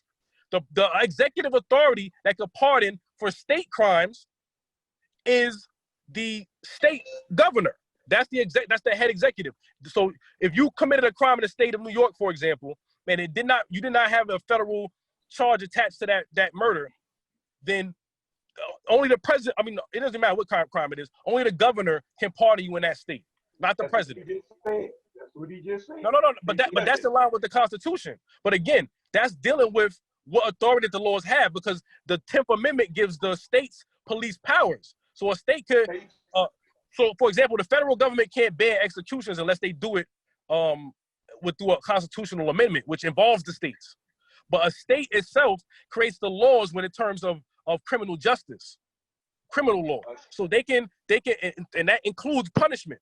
So a state can make it whether it's legal or illegal or lawful or unlawful to commit executions. That's not within the authority of the federal government. That's why I said the national government, because states have laws, they have their own constitution, they have their own laws, and they have authorities granted to them by the Constitution. And the federal government has laws, its own laws and authority that's granted by the Constitution with limitations. So some powers they share, which are concurrent powers, and some powers they don't share, which are exclusive powers. And police powers, in terms of executions, is exclusive to the state. I agree 100%. I agree 100%. But again, you just also read that the treaties is the supreme law of the land. Nah, it is. That's what I'm saying. I would like to see how the case panned out. Mind you. Hey, I'm looking. I got a big stack of folders full of court cases. It's long. I'm looking around for them. I don't see them right this second.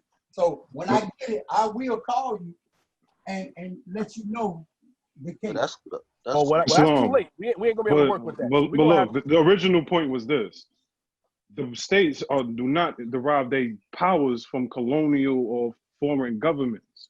That was the point. And as you can see, that state had the ability to do that from the power that it has through the Bill of Rights, the 10th Amendment, having its own police powers, stemming from the free national government Constitution. It has nothing to do with the Queen of England. Matter of fact, Germany wasn't even one of the communist bodies. So then what you're saying is that the treaties are not the supreme. Well, no, Texas wasn't a colonial body. Texas was never a colonial body. But what was you saying? All of the states are colonial. All no, they're not. They're colonies. No, they're not. They're colonists. They're not from here. Listen to your prophet. You at home. They're 3,000 miles from home. They all are picking and choosing with the prophet. You picking and choosing. Yo, they immigrants. So they colonists, but he want to put us back. These people colonists, but he wants to put us on the United States of America. You can't make these people Americans. What y'all don't get. They're not Americans. They're foreign occupiers. We're talking about the federal. They're foreign occupiers. They're foreign occupiers, Morris. Okay, so we can wrap this up real easy. Is the prophet in favor or against Moorish-Americans being citizens of the United States of America? Is the prophet in favor or against? And provide your evidence. We can end it right here. We're going to show that you're not in line. Brother, the government of the United States of America is USAR. That is the government of the United States of America. The United States of America is the actual land itself. So we back here again. Okay, fine. Say I believe you. USA, listen, USA without the dots is the federal government. US is the federal government. U.S. is the federal government. All those are the federal government. If the federal government has went before the Supreme Court in the McCormick case as the United States of America, and they told them they cannot appear before that court as the United States of America because they're the United States. Okay, so Islam. I'm sorry. Yeah, I wanted to say something. And again, y'all still haven't provided the 5 government officials of the Republic government that you're talking about. You still haven't gave me 5 names of the government officials. I got you, Mo. We don't have 5 names. I got you. So we don't have 5 names. But hold on. Don't try to run with that. Don't run with that yet, Mo. Don't run with that yet, Mo. Let's stick. Wait. So we do. You're gonna try to switch the topic, Mo. No, we agree. He just said he wanted to say something, Mo. We agree. Wait, no, Mo. I'm not gonna do that. The Mo said he wanted to say something. I'm saying what we agree on right now. Okay, I acknowledge it already, though, Mo. We agree. Listen, Mo. I'm saying what we agree on right now. What we agree on is that there's no legitimate government officials within the United States of America. The National Republic is a perpetual government. It is. We agree on that. Now we agree on that, but we don't agree that we do not agree that you're the president of the free national government of the United States of America, and this is what we're getting into. Okay. So hold on. You said the U.S. Hold on, Mo. Because you're gonna have to let us get. You're making a claim. You asked a question. Let us respond to that. You said the USAR is the United States of America Republic, the true one. You're claiming that. When did the United States of America Republic begin? What's the origin? That you're the USAR that you're talking about. What's the origin? It began in 2015 when we took our seats back. So the United States of America, the Republic, didn't begin in 1776. It did not begin with them declaring their sovereignty. It did not exist when Morocco, through the Treaty of Peace and Friendship, recognized the United States of America. It didn't exist. It didn't exist. Hold on. Let me just finish it. It didn't exist during that time period of the Treaty of Peace and Friendship. United States of America was not a true nation, even though Morocco recognized them. It didn't exist throughout the entire period of the era of slavery. It didn't exist during the period of the Prophet Noble Drew Ali. It didn't begin to exist until after Chris Cannon Bay was born and incorporated in the state of Arizona. That's supposed to be a part of it in 2015. That's your claim? No, what I'm going to say is this. We just said that it's perpetual. Anybody that understands corporations understand that a corporation can dissolve. When that corporation dissolves, and it is listed as being perpetual, that means it could be sitting dormant. That means somebody must come and reestablish that corporate entity or that government entity, pick it back up and reinitiate it back to life. So now, the United States of America Republic, which went bankrupt in 1788, which is why the federal government came and redid the Constitution and changed one word in it. They changed it from saying we the people for the United States to we the people of the United States. Because at that time, the original government went bankrupt and was in debt to the British. Okay, so now, by it being, at this point, it is dissolved and the British then came and stepped in place and they re-ratified the Constitution in 1789. Okay, so you're gonna have to prove something real quick. You just said that the United States of America, the Republic, was dissolved. You said you made that claim, correct? Yeah, you understand dissolve means it's still... I understand. Where is your proof? Where is your proof? Perpetual. Because see, perpetual means everlasting. So where's your proof? Something can't dissolve and be perpetual. Let me say it again. Let me say it again. And we can go to the state of Illinois right now, Secretary of State, and you will see Moorish-American Temple of Americas that was formed by individuals as perpetual. They're still there, but they're dissolved. Guess what? Those are corporations. Listen. Hold on, Mo. Those are corporations. We're talking about the government. We're talking about the government. You saying the government itself. All governments corporations. Show me one government that's not a corporation. That's what you do. Show me one government that's not a corporation. Show me one. Show me one. One, just one. Show me And one. hold on, wait, exactly. Hold on, that's my point.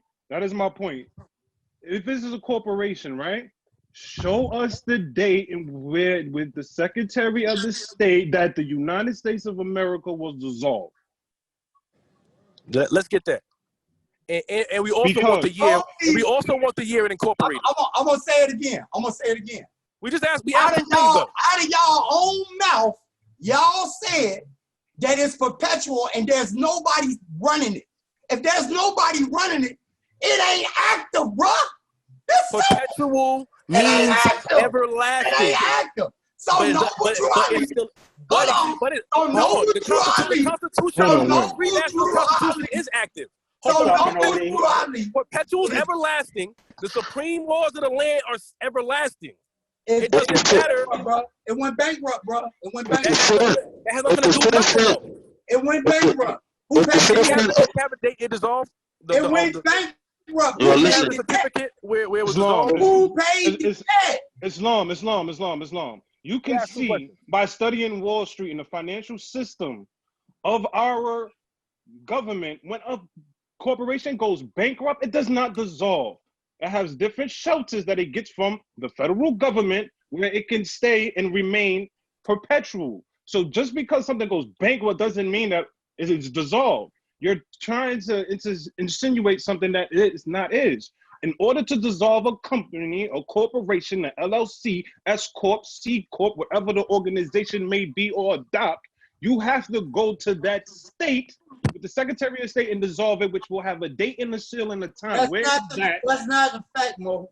You could be involuntarily dissolved through the Secretary of State. Islam, and there will be involuntarily and there will be a record and the date of that dissolvement. Where's the dissolvement? Can we get that, please? The date and the record of the dissolvement is the bankruptcy that was found. Showing you that bankruptcy is not constituent with dissolvement. Exactly. Toys R Us went bankrupt. If it is proven, Mo, we definitely. We are showing you can't be challenged to show and prove. I'm gonna say it again. You're arguing that there's nobody in the seats in this government, but you're saying it's perpetual. So now what I'm showing is the fact that why there's nobody in these seats and why you can't name 5 government officials of it right now. That's what I'm showing. You can't show why you can't name 5 officials of it. I'm telling you why you can't name 5 officials of it. You can't name 5 officials of that. I told you why already, Mo. Why? Don't do that. I told you why. Why? Tell me again, why? So I'm gonna repeat it again.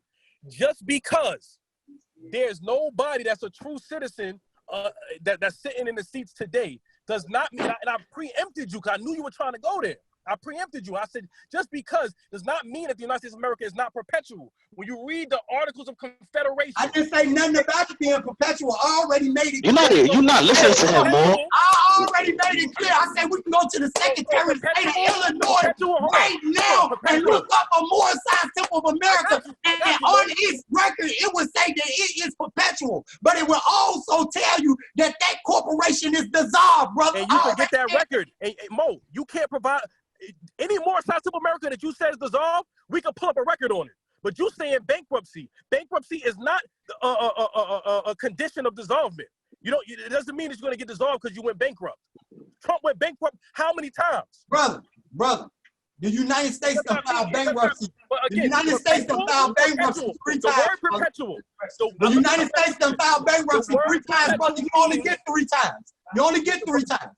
The word perpetual means? Brother, they can only file bankruptcy 3 times. The second time they filed bankruptcy was because Islam. The second time they filed bankruptcy was because the prophet came back with the mandate and made it where they had to start. So if you want to keep going, show and prove. Hold on, Mo. If you want to keep going, show and prove. Don't do that. You still ain't showing no government officials, but you arguing that we not there. Show me something. Nothing. You telling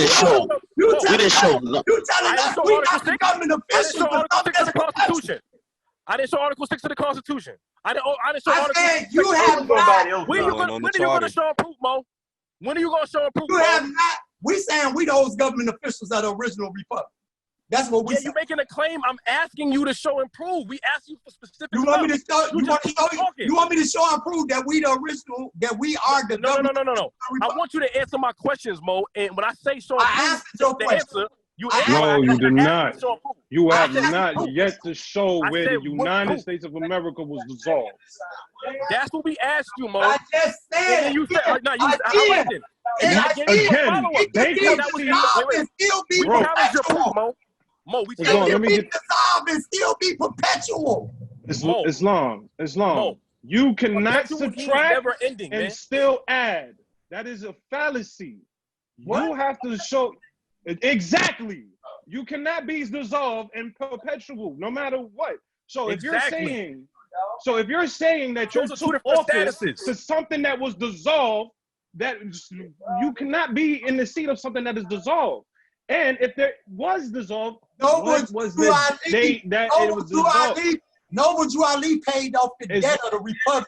That's why we able to. All right, so prove that. Where's the receipt? Show us that. Prove that. Show us the receipt. Noble Drew Ali paid the debt of the republic. All right, show us. Show us that. All right, show us. Show us that he paid the debt. Where's that at? Where's the proof of that at? Show the receipt, please. Every transaction is recorded. Show us the proof he paid the debt. How much was the debt? How was it paid? Was it installments or was it a sum? He redeemed us in the year of Jubilee, and according to God's law, he can come and redeem his kids. Oh, but we religious though.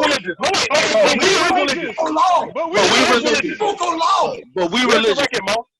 Where's the record, But we religious though. Where's the receipt? Where's the receipt? At what day and time did he pay it off? Was it we the religious one? Was it installments? I don't think y'all get it. I don't think y'all. And who did he pay it to? Who was the creditor of the debt? Y'all really hearing what I'm saying?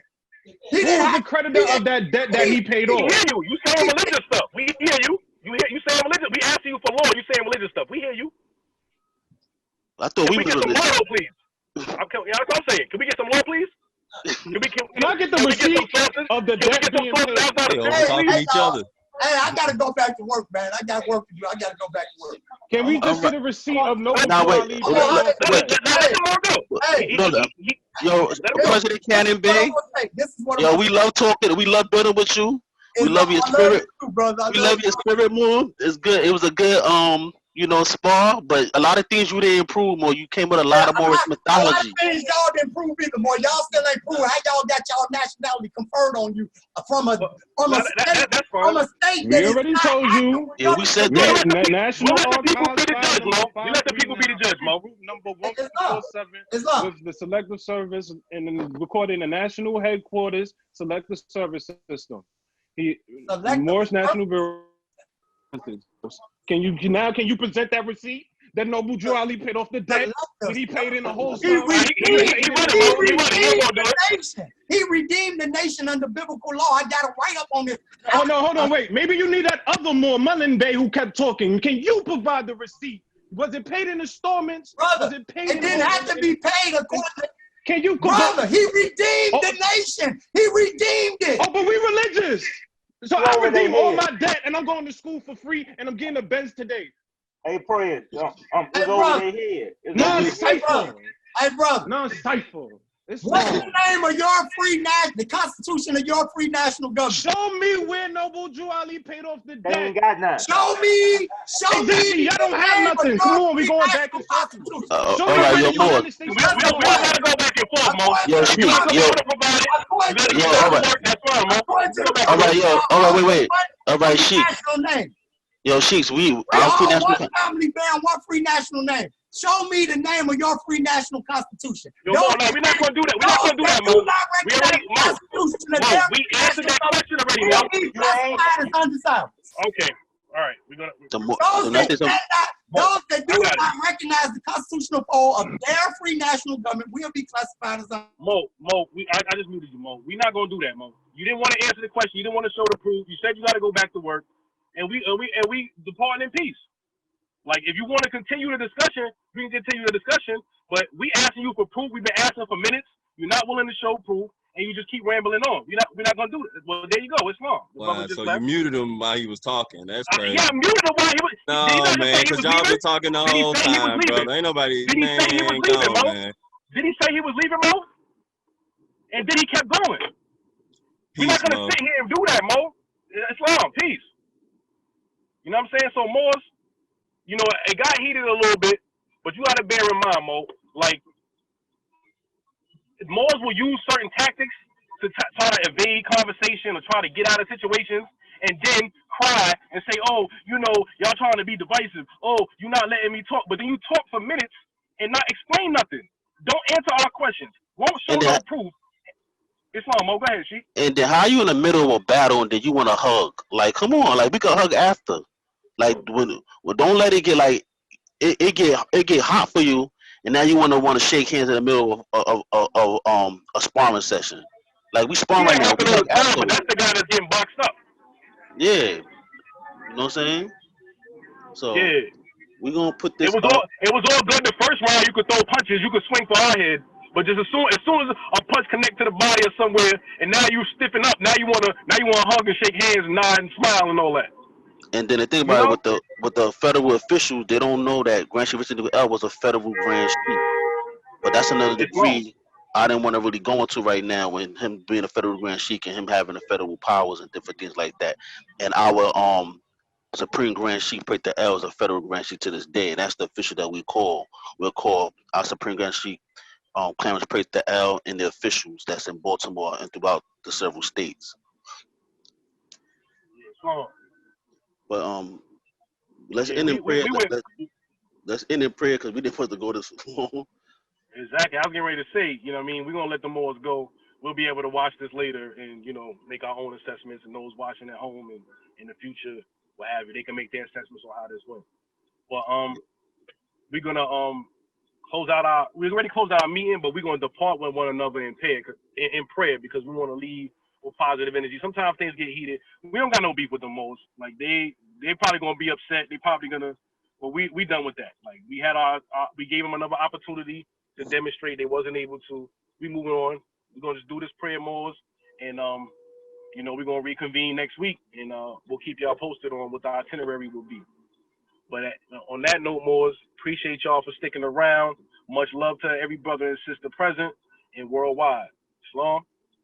So now may we all please face the east, and those that are able to feet on a 45-degree angle, 5 fingers on the left and 2 on the right. Allah, Father of the universe, the Father of love, truth, peace, freedom, and justice.